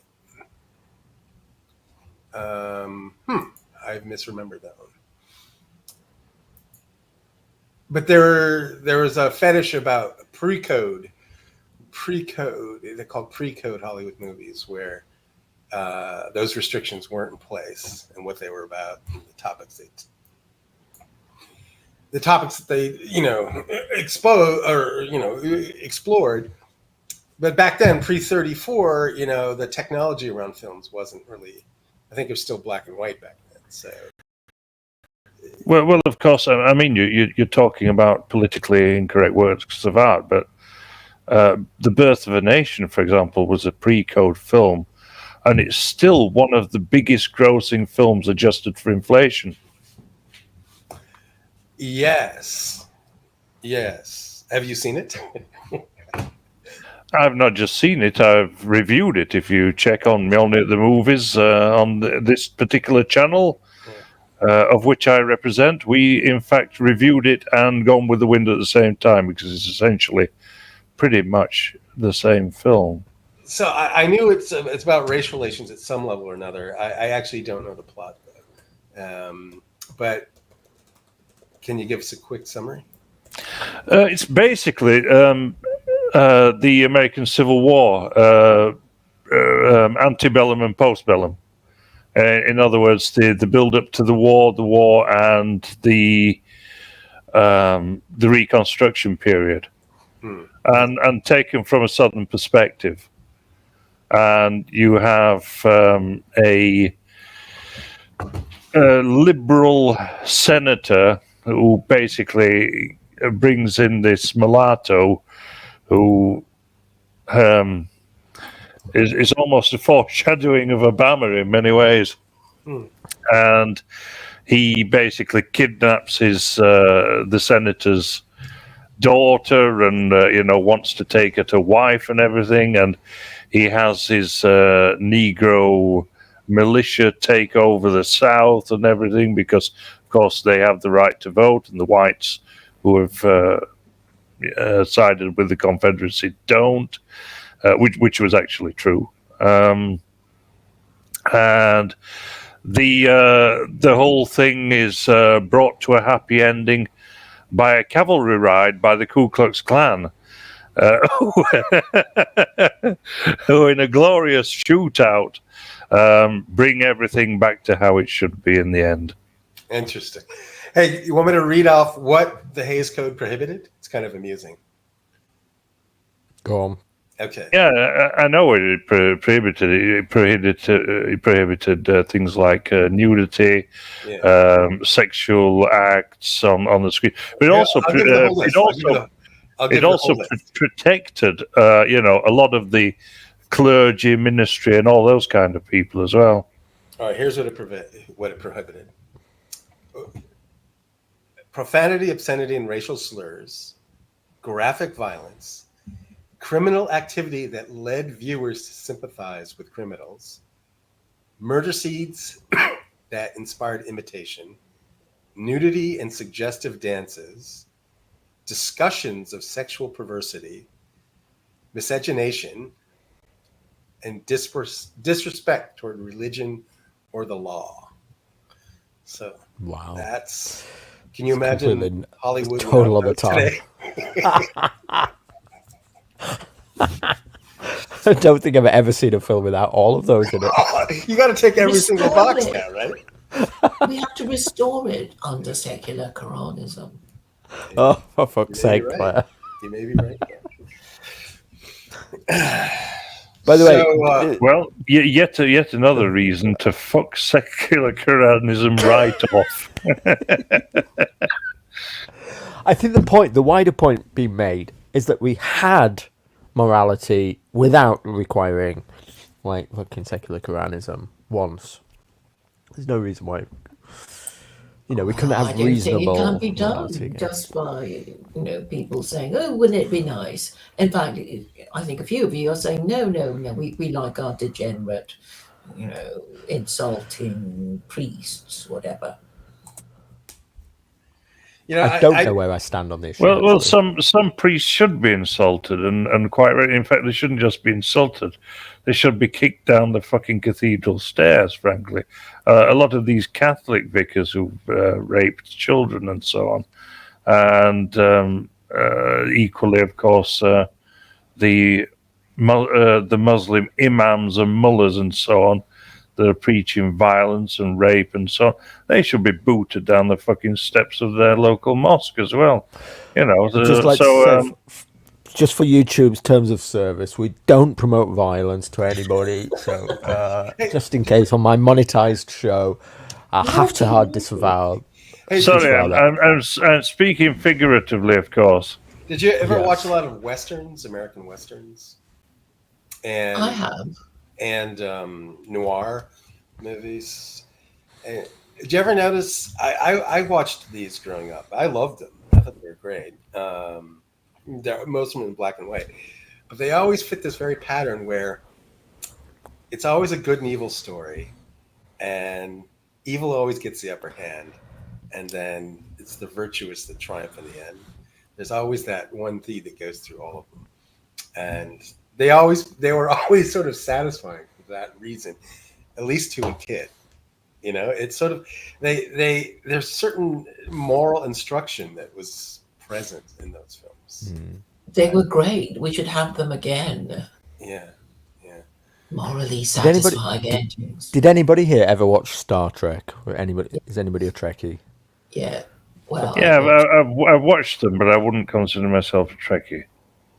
Well, the simple point I'm making is that these episodes, they're series of a type where effectively you might disagree with the moral message. It might be a communist message at heart or whatever, but they have some kind of moral message within them. You have some action, you have a dilemma to resolve, and it's kind of resolved at the end satisfactorily.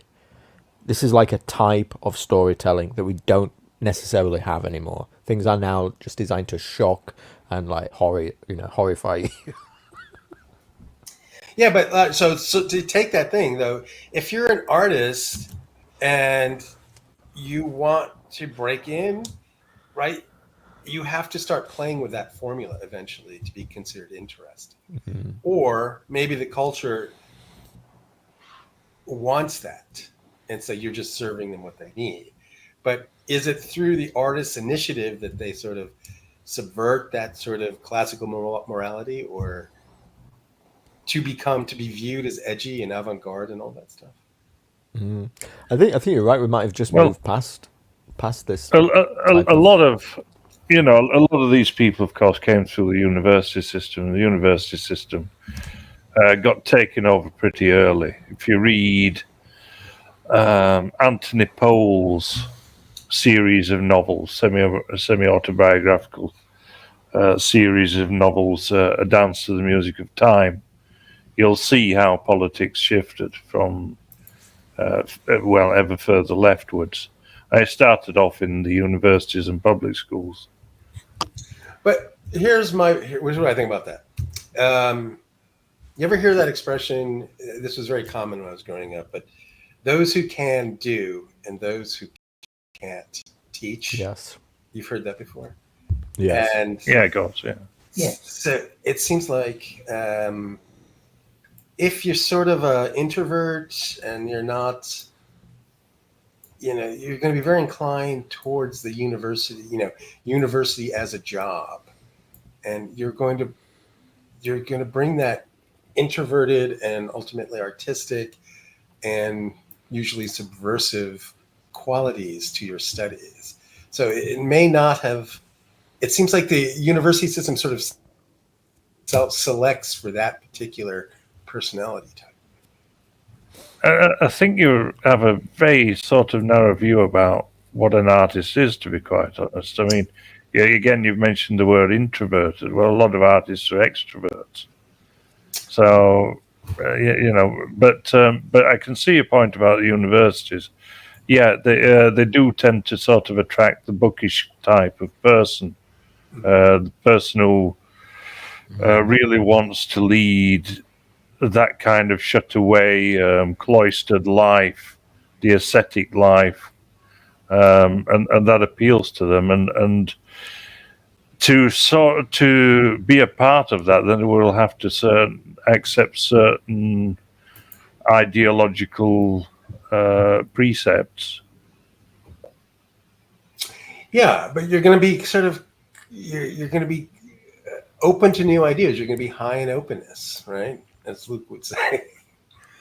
And this openness can be open to good ideas and bad ideas, if we're using the old 5-factor model.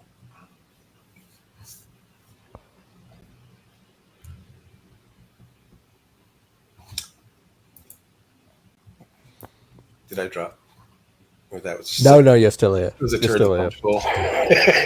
No, I was waiting for David's response. I think it's a small. I don't think we necessarily have to debate it. I just, the two feed on one another, though.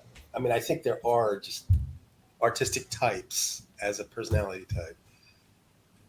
And then, there are many types of. Just as there are many sorts of other people types, Wagner was certainly more of an extrovert than an introvert. And he was one of the great artists. So I'm not sure as an artist is necessarily an ascetic type, and certainly not a university type. Not necessarily, anyway, although there certainly have been. I mean, it seems to counter your own argument about, those who can't teach. Certainly, there have been many great teachers and artists. M.R. James, for example, Tolkien, very famously. Stefan Mallarmé. There are an awful lot of people who do teach and create.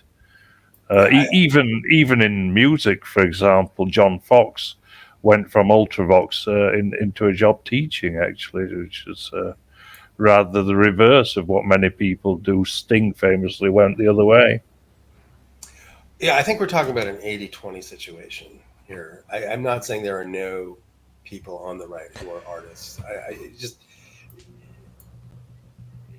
I think there's just a vast, much more a market for teachers than there is for artists. So, I mean, this just explains it. And we train up lots of young people, into professions today, and not everybody can be like the leaders of their professions or the artists of their day. So they're going to fucking be fall into a teaching profession or something. Like, if you get an English degree, the chances that you're going to be a famous writer are like 0.0001. But the chances you could become a teacher are like 90%. Yeah. But the university, will all agree, I think, is not churning out right-wingers presently. Right? No, obviously. No, obviously not, because, the left has hegemony in the university system, but that's what I've told you anyway. That's what I said from the beginning. Okay. And by the way, just because I was just repeating an old saw that I heard growing up. It's not necessarily something I believe. I value good teachers, but the bar for becoming a teacher in the university system seems to be a lot lower now, and it seems to be driven by ideology first. So.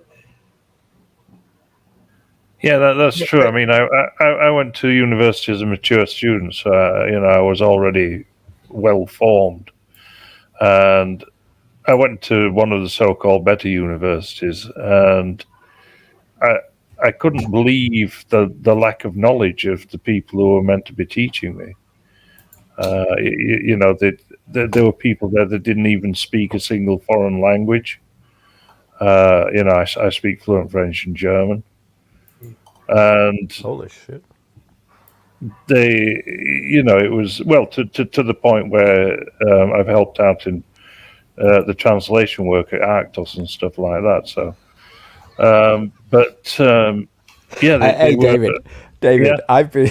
I've been learning Spanish for 25 days on Duolingo. Okay, I've not told anybody this yet, but I tried to start learning Spanish, and literally all I can say is like, "Ella es una mujer," or I've no idea. I don't speak any Spanish, so. Oh, okay, all right.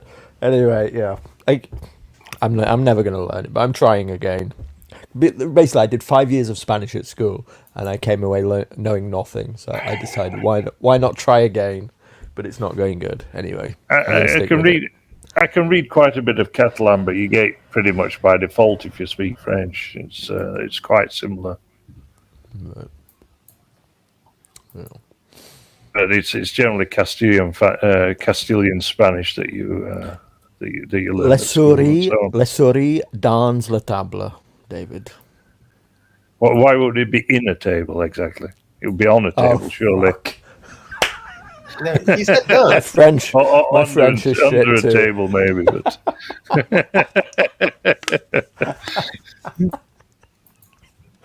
That's the only phrase I knew, and it was wrong. Shit.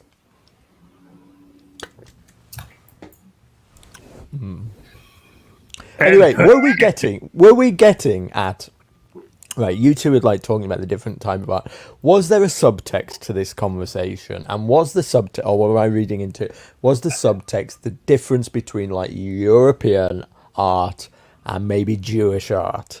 Was that like the subtext or not, or was I just reading too much into it? Because there is a difference between the two, and like David, you brought up Hollywood earlier and that, but and much of like, you know, Jewish narratives and Jewish art obviously is like about the outsider and about, I know, like protesting and the it's like this introspective stuff. But I mean, I'll openly admit, you know, in my youth I was drawn to much of it. I found it really compelling. You know, I really did like Leonard Cohen. I really did like, you know, like J.D. Salinger, The Catcher in the Rye, and all this kind of shit. I was like a moth to a candle reading it. You know, I think everyone should read Catcher in the Rye. Do you remember in the book he was always talking about being Irish?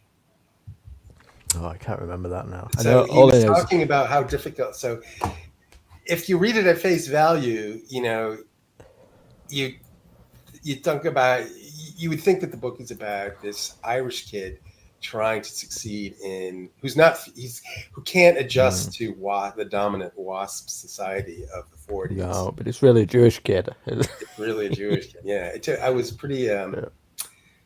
I really loved that book as a kid, and he sort of lived. I don't know, just a quick bio. He lived sort of near where I grew up, but it was mysterious. You didn't know exactly where, and so there was this whole culture of trying to track down J.D. Salinger at the grocery shop.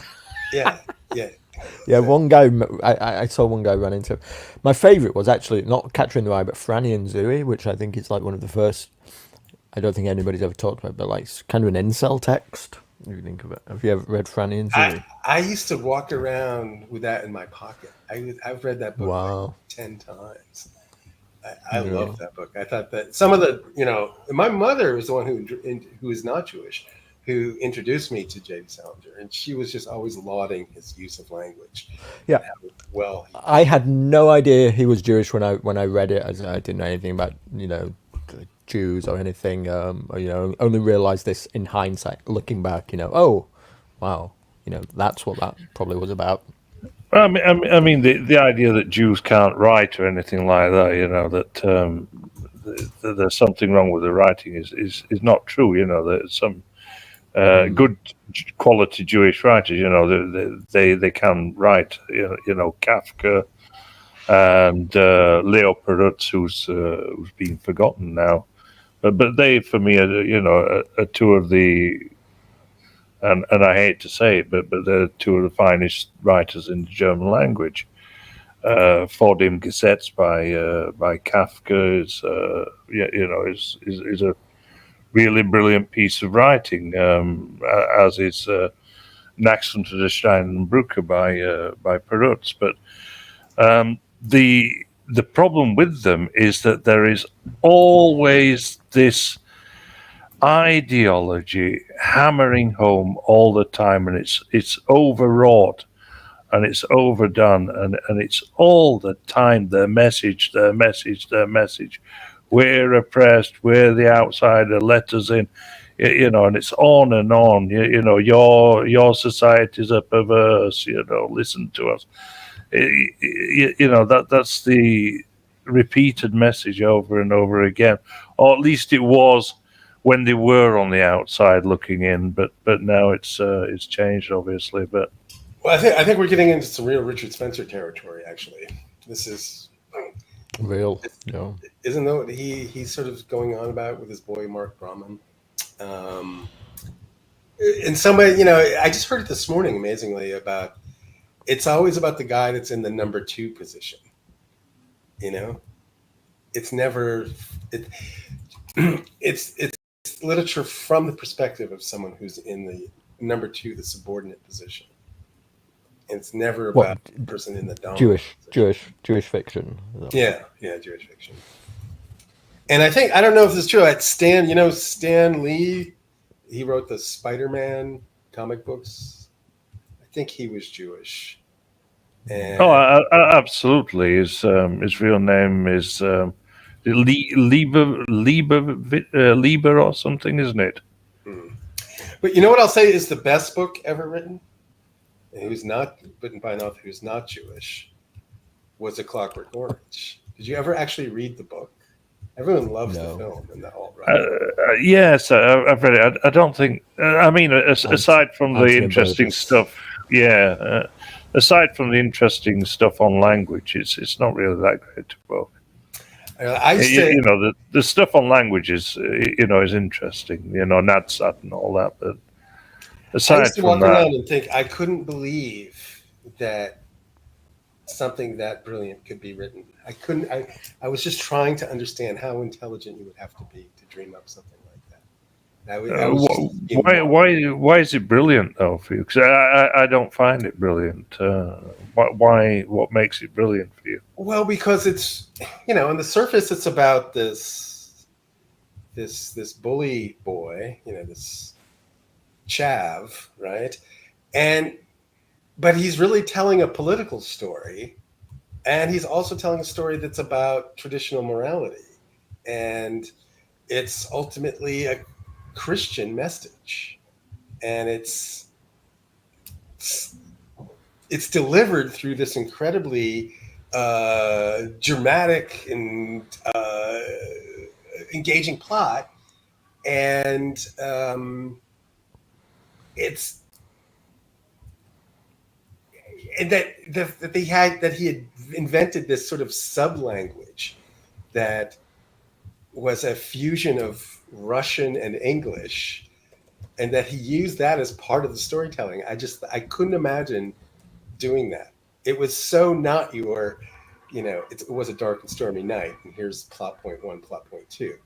I just thought it was such an intricate, brilliant way of telling a story. But I'm not a literary guy. You know what I'm saying? Have you ever read the book? Have you read the book, Stephen? No. Okay. Treat yourself. And the fact that there was an American ending. It's very difficult for me to read now. I do blame it. It's not that good, to be honest. It's not that good. I don't rate it very highly. I don't rate Burgess very. That's always the go-to book. I think 1985 is a bit more interesting than that. Which he got. Well, actually, that's why it got called 1985. Because I thought you just made a verbal slip. I was teasing. There was actually a book called 1985. Yeah, by Burgess. That's what I'm talking about. I read The Wanting Seed. I didn't read the. But Burgess had an interesting story that he was diagnosed with cancer, and he was told he had like a year to live, and he just went through this incredible period of literary output, and in the process he somehow managed to heal himself of cancer. This is a story. I haven't read this directly. This is a story told to me. I don't know if it's true or not. But if that's true, I think it's remarkable. How did he do it? Don't know. The way it was told to me was that he was just so enmeshed in his work and became so focused and concentrated, and he was in the zone, that this spiritually and physically transformed himself through the process of writing. That's how it was described to me. There could be other interpretations out there. Probably misdiagnosed in the first place. You know me, I'm for insurance money, they had to diagnose him. Yeah. Like, I did A-level English, by the way, but it's much used to be much easier for me to read than it is now. So I blame the kickboxing, to be honest. I think it's done a number on my brain. But when the book that I enjoyed the most, that I had to read out of all of them, I guess, was James Joyce's A Portrait of the Artist as a Young Man. I loved that book. I thought it was great. And that was another one that is very similar to... It's completely different, but similar in theme to The Catcher in the Rye, in that it's a rebellion against, like, Catholicism, I guess. Catholicism, because he's Irish, and, you know, he does it... And just like Catcher in the Rye, you know, he's like... he's angry at... If I remember right, angry at the nuns or whatever.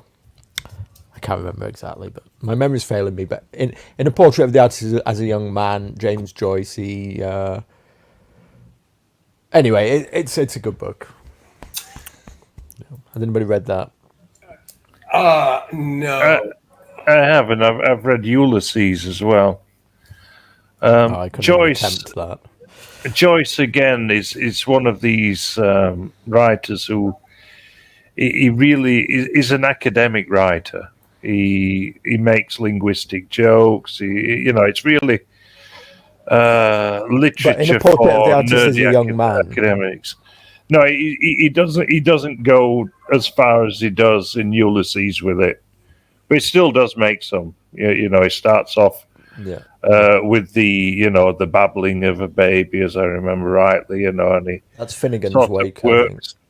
No. It's in Portrait of as an Artist, a Young Man, and if you look at the sentences, they gradually get more complex as he ages, so that the language actually marries up with the character himself. That's right. Yeah, I remember. I don't know if I could have done that book if I wasn't like going to lectures on it. Like I say, it was one of the few that I was forced to read. But it was like really, really engrossing. With him at boarding school in this like fucking really strict Catholic thing, and him being caned by the Catholic priest, him not wanting to go. So it's like this story, this subtext of rebellion. As he's growing up, and he doesn't believe in it, and he doesn't agree with it, and he doesn't want to do it, and the power structure forcing it upon him, etc. Very compelling stuff. Yeah, well, the central... it was Jewish if I didn't know better. Well, it's interesting because the central character Stephen, he's also in Ulysses as well. So when he's slightly older. But the central character is actually a Jew called Leo Bloom in Ulysses. So, there is that philo-Semitism, because, of course, James Joyce is very much a leftist writer. And he has that typical philo-Semitism to him, which the left had at that point. Of course, they've rejected that. Or part of the left have rejected that now, but in favor of something equally as bad.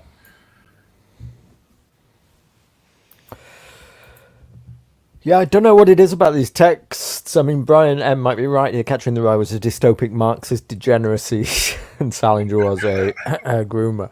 But they were so compelling to a young teenager. Picks these up. I mean, that's who Catcher in the Rye is for.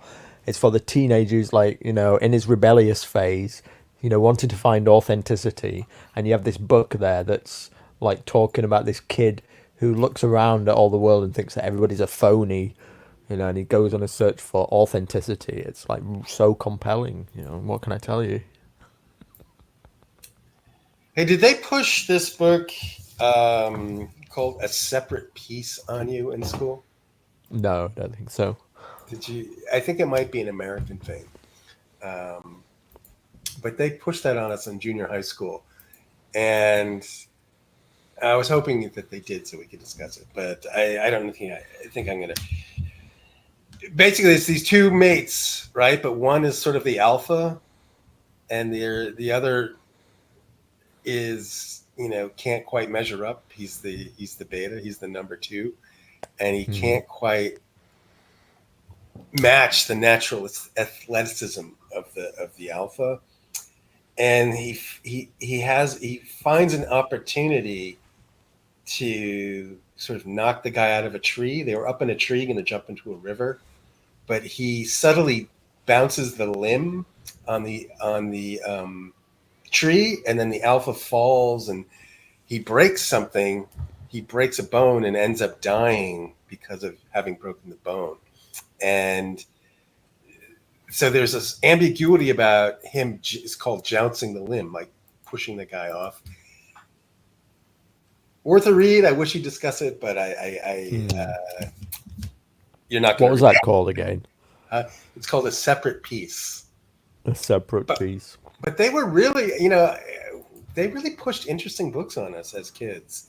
And I don't think kids today got the same quality of books pushed on them. They get like, my I Have Two Mommies or some crap like that, Yeah, I did good books, in A-level English. I mean, can't complain. I did American Psycho and Fight Club as well in this like American Studies module.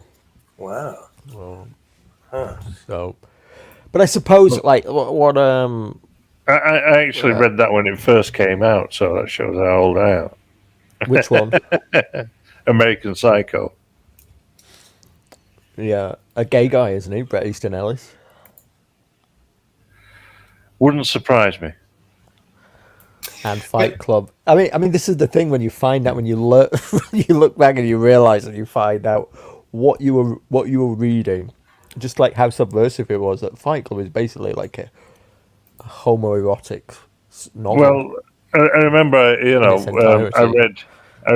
I read Clive Barker in my teens as well, and it came as no surprise whatsoever to when I found out that he was a homosexual who worked as a rent boy. Hey, Richard Spencer's just come out with a poll. I think can I offer it to you? Yeah. So this is from Richard Spencer. Tucker Carlson is A, cynical grifter, B, a suffering schizophrenic, C, a Kremlin asset. I'd say cynical grifter. Cynical grifter, to be honest. Yeah, he's in the lead. That's in the lead. 44%.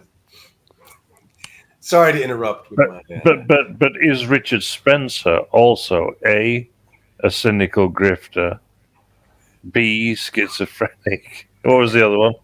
Or C, CIA. I'll see Kremlin asset or whatever. Well, he had a Jewish wife, didn't he? Jewish, Russian. Russian wife, yes. He believes, so Richard, I think, now believes that he was for a while like an unwitting Kremlin asset. And, via his wife. Implying that he now has wits.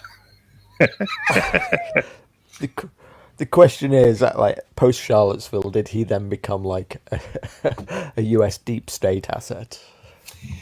Well, we'll never know.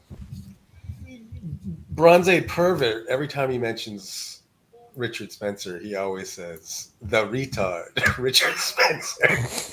Yeah, utter disdain for Spencer. So everyone, all these groups of people have certain like loathing, just not mild distaste, like utter loathing of other members, and you'd think that these people would be more or less, at least willing to tolerate one another. But he also I can't help but like Hanania Richard. He actually stole my review of the Karate Kid for a podcast he did. I couldn't believe how much he lifted off of that. It was unbelievable. But anyway, Bap also calls Richard Hanania Richard Banania, which I find funny. Oh boy! Hold on, bear with us for 40 seconds. I wanted to be a theater director, and I wanted to do all this avant-garde stuff, and that's how I thought of myself. I am an artist before I'm a politician. That's where the leaders of the extreme right often come from. They actually come from the arts as much as from the academy or from the intelligentsia. And the arts are a very psychologically radical part of the society, and therefore you don't care as much for, being regarded as a bit of a demon. People in the alt-right hate me. They're you're a trust fund kid or whatever. I think the only actual critique of me is that I'm not elite enough.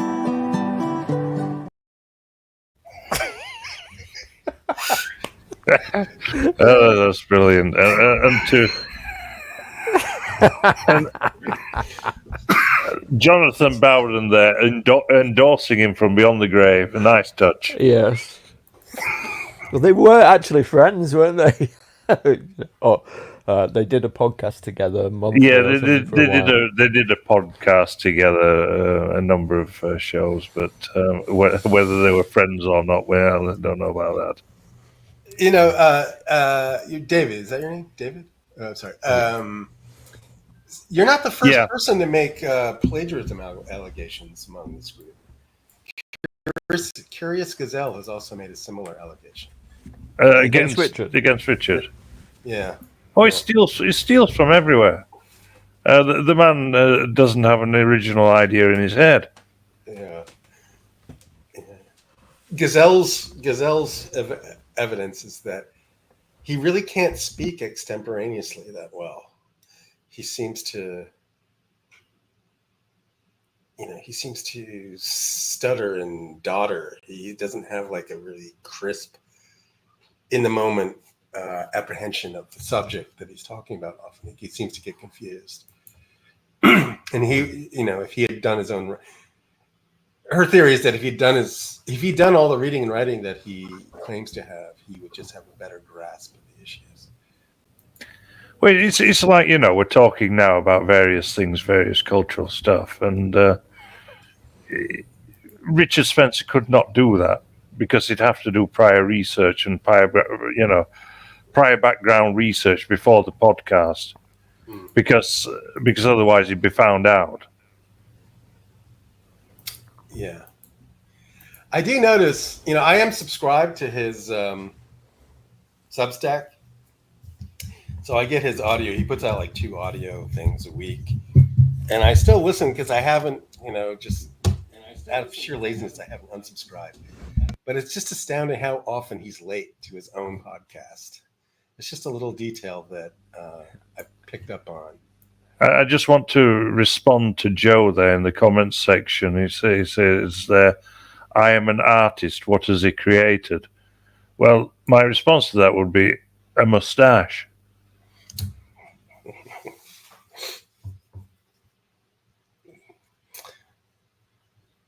There you go. I'm just changing my headphones, by the way, so I just can't say anything for the moment. Well, this is turning into a bash Richard session. There's nothing wrong with that. He needs bashing every now and again, otherwise his ego gets out of control. He has no principles. So, at least that's rational. I mean, at least it doesn't have irrational principles. Man who has no principles doesn't have irrational principles. Hey, Claire. Are you saying my principles are irrational? Well, at least you're saying I have principles. What are your principles? Oh, Claire, guess we do this again? No. Have I done it? I haven't done it to David.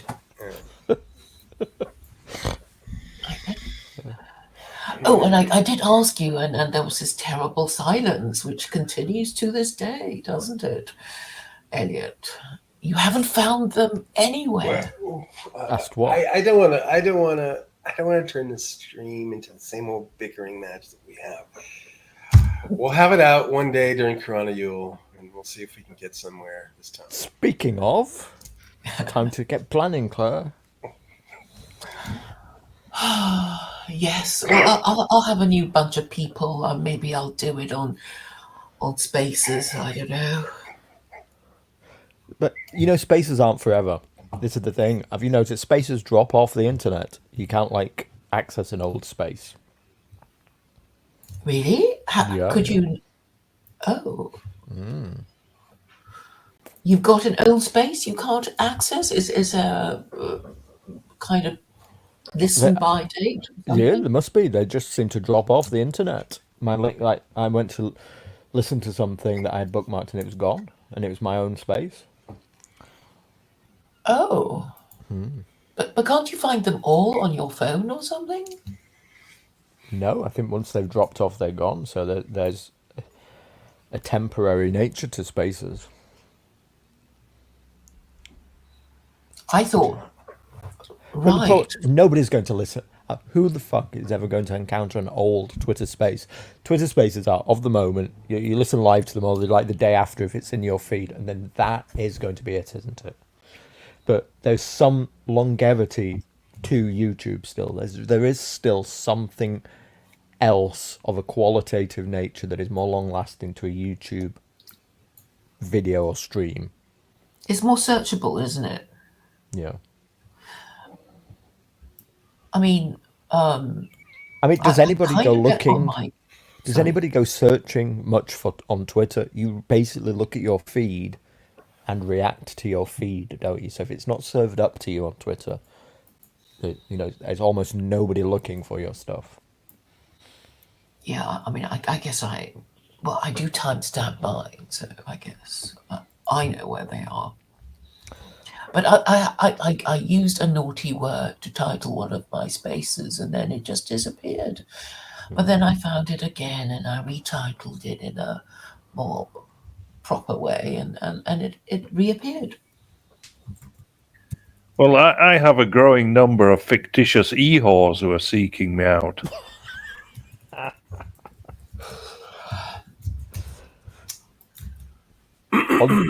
On X, you mean, David? Yeah, I mean that's right. Yeah.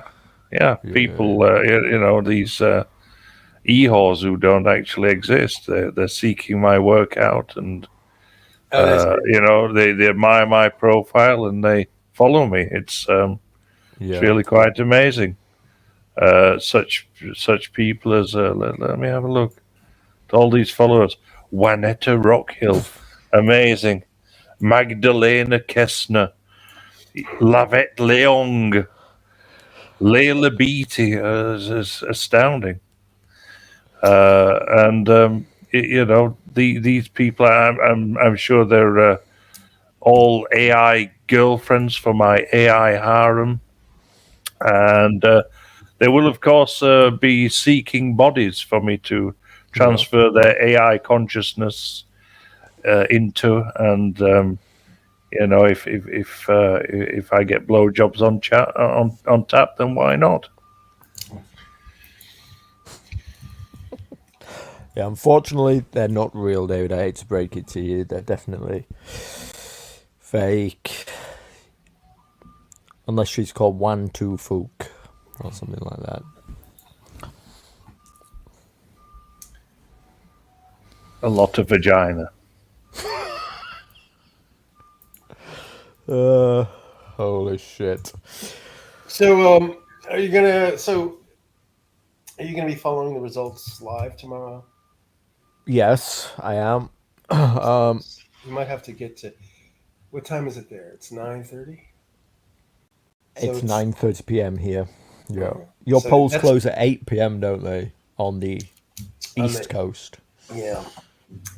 So you're gonna have to get some rest early. That's midnight. Someone telling me there that these female followers on Twitters are all bots. I'm astounded and amazed. Seraphim Goose, astounded and amazed. Elliott. Yeah. I booked the next 2 days off work just for it. Really? Yeah. That's how planned I was, remember. I booked them off. I almost forgot that I got these days off. Yeah, so I don't know. I don't know if it's going to be, if Trump wins, which I'm assuming, I don't know if the reaction is going to be as bad as it was last time. I think there's going to be a little bit more stoicism upon. Yeah. Well, we've had it before. So surely, I mean, there's these people who are obviously mentally ill who are going to react, but even they must know deep down that it's not literally Adolf Hitler coming into power. I mean, they've survived a Trump presidency already, once already. Yeah, but you have to think. I mean, this election is basically going on for two and a half solid years now. With all of this stuff, remember all the lawsuits against Trump and all that drama. Yeah. I mean, people have been working hard for a long time to make sure that this doesn't happen. Yes. And it seems like it's going to happen anyway. Yeah, the theatre companies are working overtime. David doesn't believe a word of it. By the way, I ask you, is this Adolf Hitler?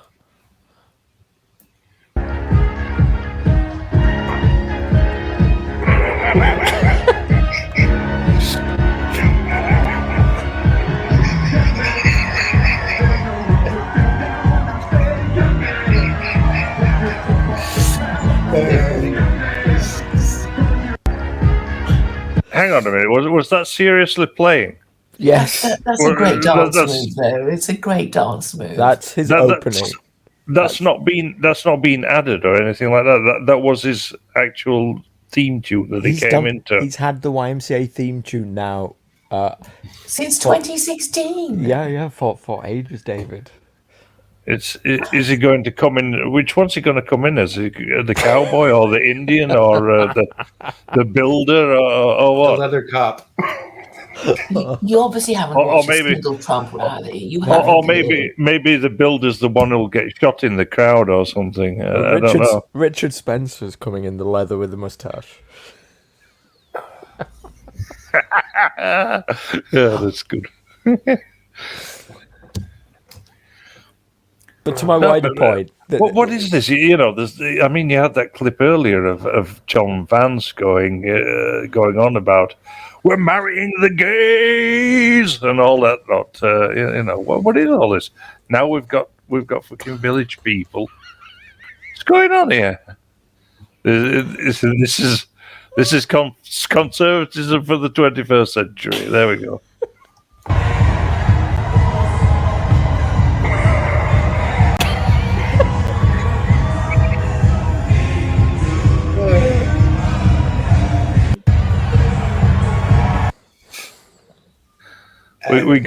We got Elon Musk bouncing around on his tippy toes as well, mincing around like John Inman or whatever.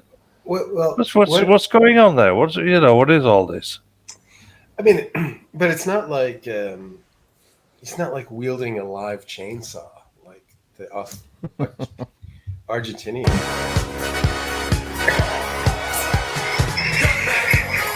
There's no need to feel down. I said, young man.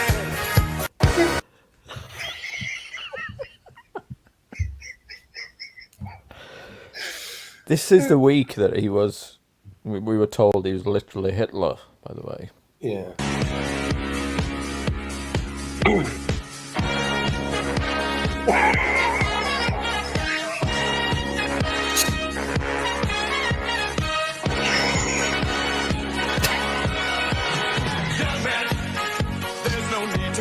Oh, God. No, I can actually see the resemblance to Hitler.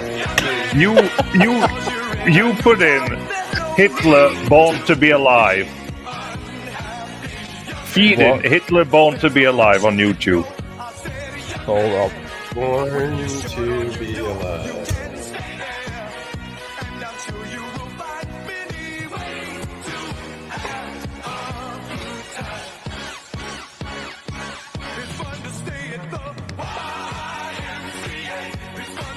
I got it.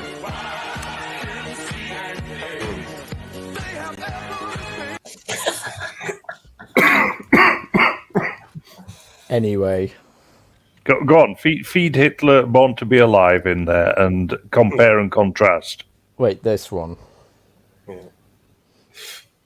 It's not copyrighted, is it? Hopefully not. Is this it? This is it.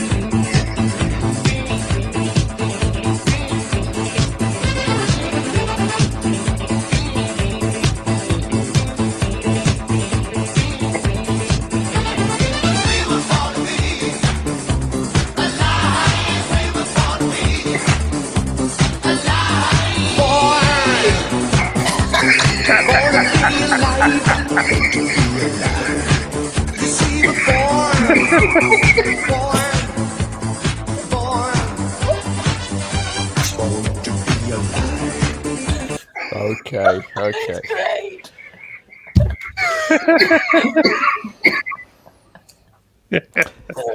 So look, there's an interesting deeper point here in that he was very what's the word, dramatic with his movements. When you do look, he does have a flair for the camp about him, doesn't he? Is it just me that sees that? Yeah. Well, were you watching that stream when Luke was talking about hand gestures and what they reveal and so forth? Possibly not. And then he did an analysis of Hitler's hand gestures. It was very funny. But basically, you want to make your hand gestures. They can't be too wild. They have to. You sort of have to keep them within a box around your body. Otherwise, they're just too flamboyant, like Tim Walz. So there's an actual science to flamboyant. Yeah, that's the word. Did Tim Walz make moves? Maybe we can see those. I wasn't watching they're him. Awful. It's so. Let me see if I can find something. He does these big flamboyant. Tim Walz. Flamboyant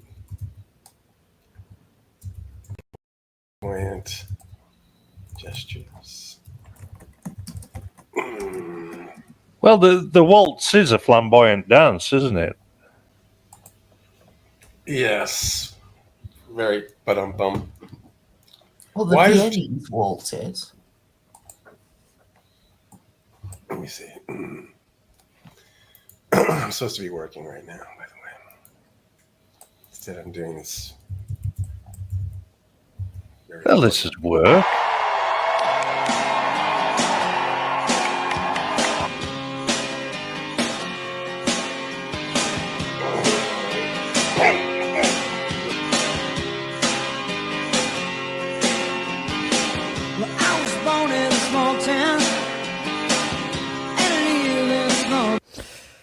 It looks to me like he's emulating Nixon a bit here. There's one there's one where they compare him to Richard Simmons. Let me see if I can find it. Tim Walz. Richard Simmons.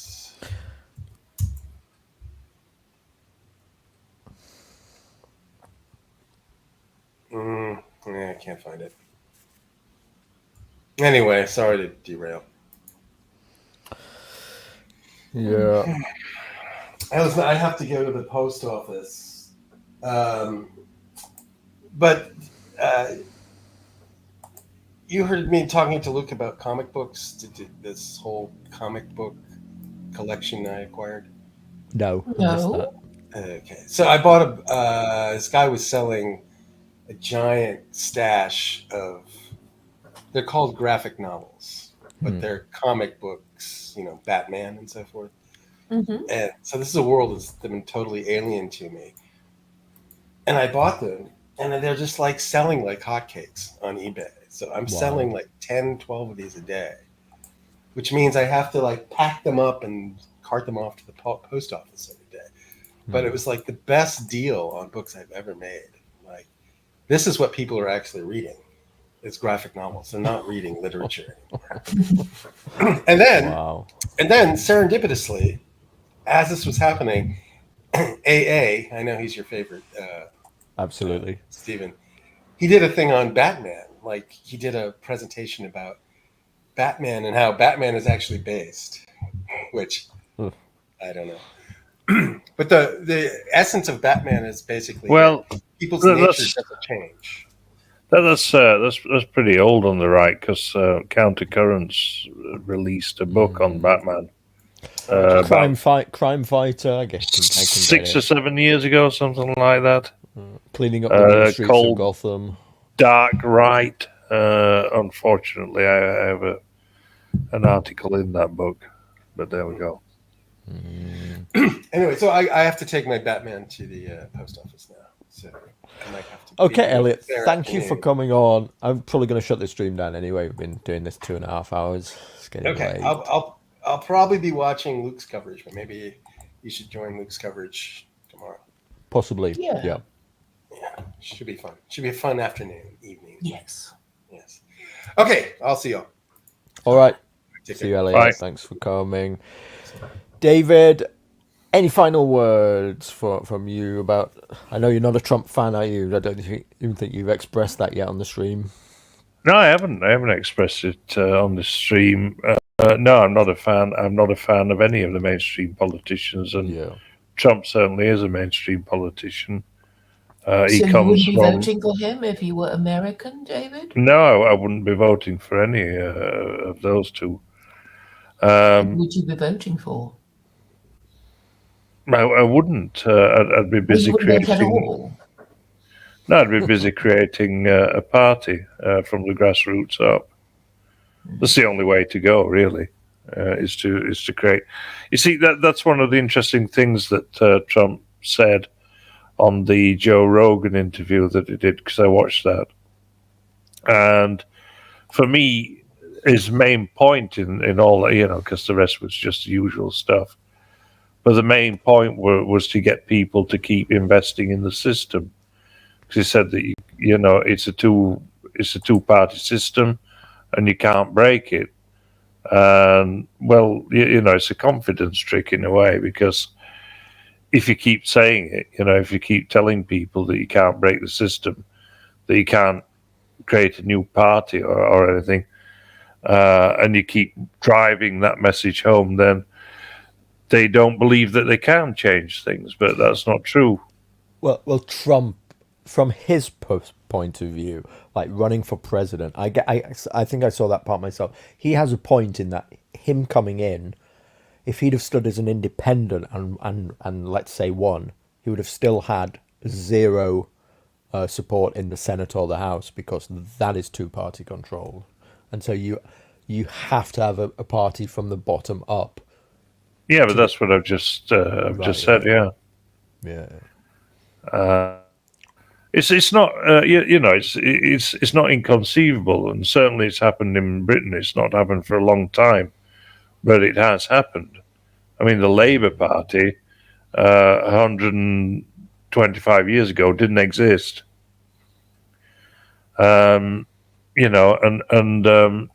it became it replaced the Liberal Party essentially, because the Liberal Party declined and Labour Party took its place. And so it's not inconceivable that other parties can emerge and the older parties decline. So where is the Liberal Party today? That's the historical party along with the Conservative Party, which emerged out of the Tories, of course, just as the Liberal Party emerged out of the Whigs. Well, liberalism is everywhere. It's like sort of being in a pool. I'm not talking about liberalism, the philosophy. I'm talking about the Liberal Party, which is a different thing. Well, it's merged with the Conservative Party. Well, liberalism is essentially a range of political thought, and all of the major parties subscribe to it. Yes, it's become the Western religion without people realizing it. I mean, that's why people are just so, unnerved. I mean, the politicians are treating liberalism like a religion and Trump and his supporters as heretics. I mean, well, no, Trump's also a liberal. He's, as I say, it's a range of thought, but Trump is as much a liberal as Kamala Harris is. Well, he actually said, he identified as nationalist. There's actually an article about him saying, well, I'm a nationalist. And there was this, conversation on this American publication whose name I can't immediately remember. But I think that was kind of, people then realized like he's not one of us. No, he can't be nationalist. That's ridiculous. He can't be that. I'll find you the article. Yeah, but it can't be. He can't be nationalist in the proper sense of the word because America is multinational. Well, he's obviously a civic nationalist. That's what it meant. Which is a contradiction in terms. USA Today. Trump says he's a nationalist. What it means, why it's controversial, and this was 2018. And I'll put it in the private chat. Well, as I say, civic nationalism is a contradiction in terms. It's based on two conflicting Latin principles. One is natio, which is basically about who you are. In other words, your birth, and the other is on civitas. It's on on what you subscribe to. So the other is on. The idea, one is based on an ethno state, and the other is based on a proposition state. So that's as I say, a contradiction in terms, really. Well, everybody's sort of in some other continent other than the one their ancestors were born in. So I guess we'll have to make do with civic nationalism now because of the global empire. Told you it doesn't exist, civic nationalism. It's a ridiculous and retarded concept. Well, I would define it as government in the national interest. I mean, just to at least remind people what it's supposed to be about. But which nation? Mine or yours? Well, the nation. We're of different nations. We're of different nations. Well, I think you're confusing race with nationality, David. No, you are. Nationhood is based on race. Well, look it up. Nationality. Did you non-white people who have UK passports? Let's put it this way. But that's nothing to do with nationhood. Nobody's saying that they all have to be white. Yes, I am. Okay, but that's not the official understanding of UK citizenship. Because if you ask me, now you're talking about citizenship. You're talking about citizenship now, and citizenship is distinct from nationhood. Okay, I guess you're go away and look at the Latin dictionary, and then come back to me. I'm just talking about how it works at passport control. That's all I'm saying. I don't care about passport control. They dole out passports like they're confetti. I don't believe in the principle of magic paper, Claire. Well, they're two different things. It's like, we're stuck with our race, but our nationalities can change. We can lose our nationality or acquire several passports. So, passports do not make nationhood. And that ought to be quite clear in this day and age. I won't argue. Because I know Stephen's tired and wants us gone. No, no, no. I'm happy for you to argue if you want, David. I think, look, there is like the type of, I think, whether they call themselves miscall themselves something that they're not. I get you. Nation means, it's of the root natal, isn't it? Of, your blood. I get it. That's right. The root is natio, and from there you get, nascence and all the rest of it, natal and so on. Yes.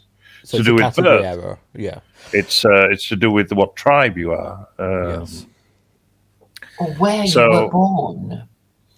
This Anchored type in- is what they call civic nationalism. Is That's basically running the nothing. country It's like a nothing company. to do about where you were born. It's to do with who you were born. Of whom you were born. Well, yes. Yes. I think basically these civic nationalists, they are colorblind. I get it. You disagree. You disagree with the term completely, but the idea that basically Trump would run the country more like a company for the company's interests, as if it was blind to ethnicity, and that would be the difference. But nobody's colorblind. It's again, that's also ridiculous, and Trump certainly isn't, because he's always talking about how much is done for the blacks, how much is done for the Jews. You'll notice that he completely shut up about how much if he was doing anything for whites. You remember in 2016, the run up to that election. He mentioned it started, and I said not to trust him at that point. But then all of a sudden he's elected, and it's how much he's doing for blacks, how much he's doing for Jews, how much he's doing for Hispanics. Whites don't exist anymore. It's just like any other politician. I know. I know. Anyway. Claire, So any you- final... Go on, David. Finish your thought. So I can understand the people who were fooled once, and I wasn't one of them. I'm happy to say I wasn't fooled from him, because I know where he's come from. He's part of the elite, and he's got the famous photos with Epstein and everything. So I know that he's come from that same milieu as the rest of them. But obviously, people they're ignorant. The man in the street's ignorant. But you have had 4 years of Trump. They had 4 years of Trump when he went back on the promises that he made in his electoral promises, and where all of a sudden he changed from dog whistling to whites to doing things for Jews and so on, recognizing the Golan Heights, first president in the world to recognize the Golden Heights. I say recognize, or rather claim the Golan Heights for Israel. And, so you have the history there. That the people who are getting fooled again must be so stupid, frankly. Don't you, David, give him any leeway at all in that, say, for instance, he either was ill-prepared, either just incompetent, or that he was ill-prepared for the pushback against him, or the amount, or leeway just for the ferocity of the pushback against him. That kind of impeded his ability to do things that he might otherwise have wished to do. Don't you give any leeway for that? And that therefore this second time around he could perhaps, be able to do No, more I now. don't. No, I don't, because he fired some of the hardliners. Okay. And he didn't have to. He didn't have to do that. He could have got more hardliners in around him to as a sort of a shield from all that. But he didn't. He went the other way. Okay. And do you think there will be any material difference for? Let's say you're an American, you accept that it's a two-horse race. You're going to get Trump or Kamala. Do you think there will be any material difference for Americans, whether it's Kamala or Trump?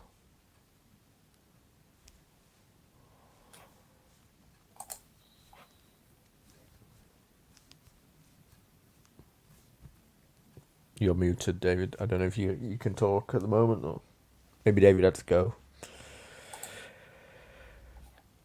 Claire, do you think there'll be any material difference for? It's touch and go, isn't it? I think if he is allowed to take office, he will have to do a lot of things that people will be yowling about, because somebody said, please do some of the things that the left are squealing that you might do, because you need to do it to Trump, So I think, well, okay, if I were him, I would have to abolish the party system and, have a one-party state, because I just don't see how he can secure his legacy without changing this aspect of American politics. Because otherwise, when he goes, everything will just go back to what it was before. If, and that would be, well, a waste of time, So I think he would have to do it, even though he hasn't said he would. He will have to do a lot of radical things to secure his legacy.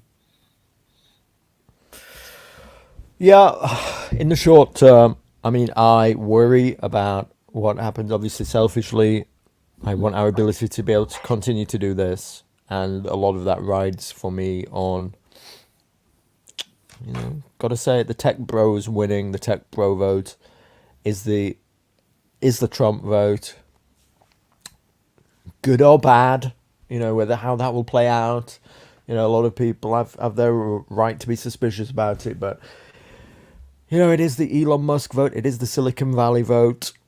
It is the Peter Thiel vote for good or ill, and I fear that in the wake of a Kamala victory, they're going to go after Elon. They're going to go after Twitter, and that'll be bad for us. Yeah, we'll have to hope for the best. I don't mind, being very clear whom I supported from the beginning. Way back in 2016, which is when I met Jay Walker. I wanted to say, you've not heard from Jay in a while. I've not heard from Jay in a month or so. If you haven't either, I'm concerned about him. Jay, if you're out there, reach out. Yeah, he has a habit of kind of disappearing, interacting. But I know it wasn't super well last time, so I'm concerned. Hope he's it was his leg, that wasn't it? I'll drop him a message or something. That would be good. Were you aware of the article I was mentioning to David earlier about him about Trump being a nationalist? No, I wasn't. Okay. I have heard him say that word. Good. That's all I meant. So he does, use the N word. Yes, he's an N word user. Yes. Absolutely. Yeah. Right. You're interested. It's on USA Today, so that might hearten you a little. Thank you for having me, Stephen. Yeah, it's been fun. You're probably watching it, maybe Luke's Space. Depends when he streams, doesn't it? Tomorrow night, I suppose. Yeah. We're not going to know. Polls close on the East Coast it's going to be midnight our time tomorrow. I think we might know something around midnight then. Exit polling data from the East Coast might come in around then. You going to stay up? Well, I stay up till quite late anyway, so I'll catch some of it. Yeah. Yeah, we'll see. We'll see where I end up hanging out. All Hopefully, right. this will be the end of an era. The end of an era. Yes, yes, of, you know, all the woke shit and stuff. But we don't know. It's, well, turning around a blind corner. And so we'll all have we'll have to hope for the best. I am anyway. Yeah. All right, everybody. That's it. That's your stream. Give the stream a thumbs up if you want me to do any more of this shit on this channel. I want to doubly thank Brian M, who remembered that the stream is monetized and you can cross my palm with silver anytime you like. Okay. Big props to that guy. All right. Thanks, everybody. It's been fun. And Trump landslide incoming soon. All right. See you in the next one. Bye.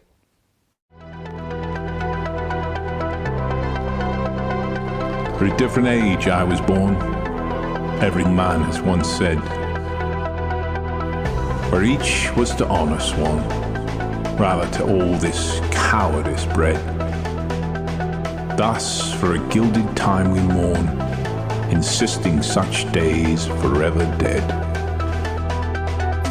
Yet of all the feelings ever known, longing for a time not your own is when true cowardice is shown, especially if dark the age has grown.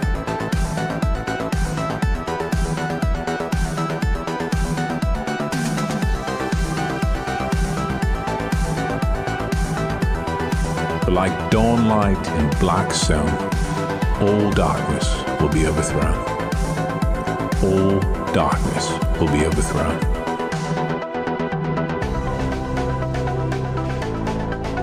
Instead, one is given a great gift, born in darkness and darkest days.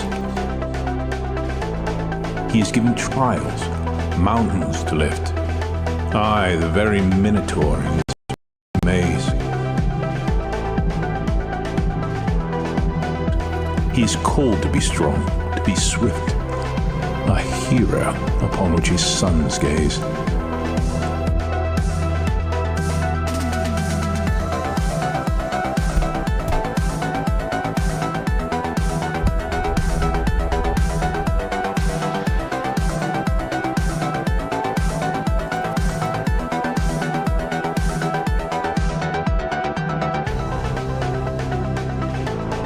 So appear you king, or appear you slave, among the good, or a people strayed, with actions now the future pave.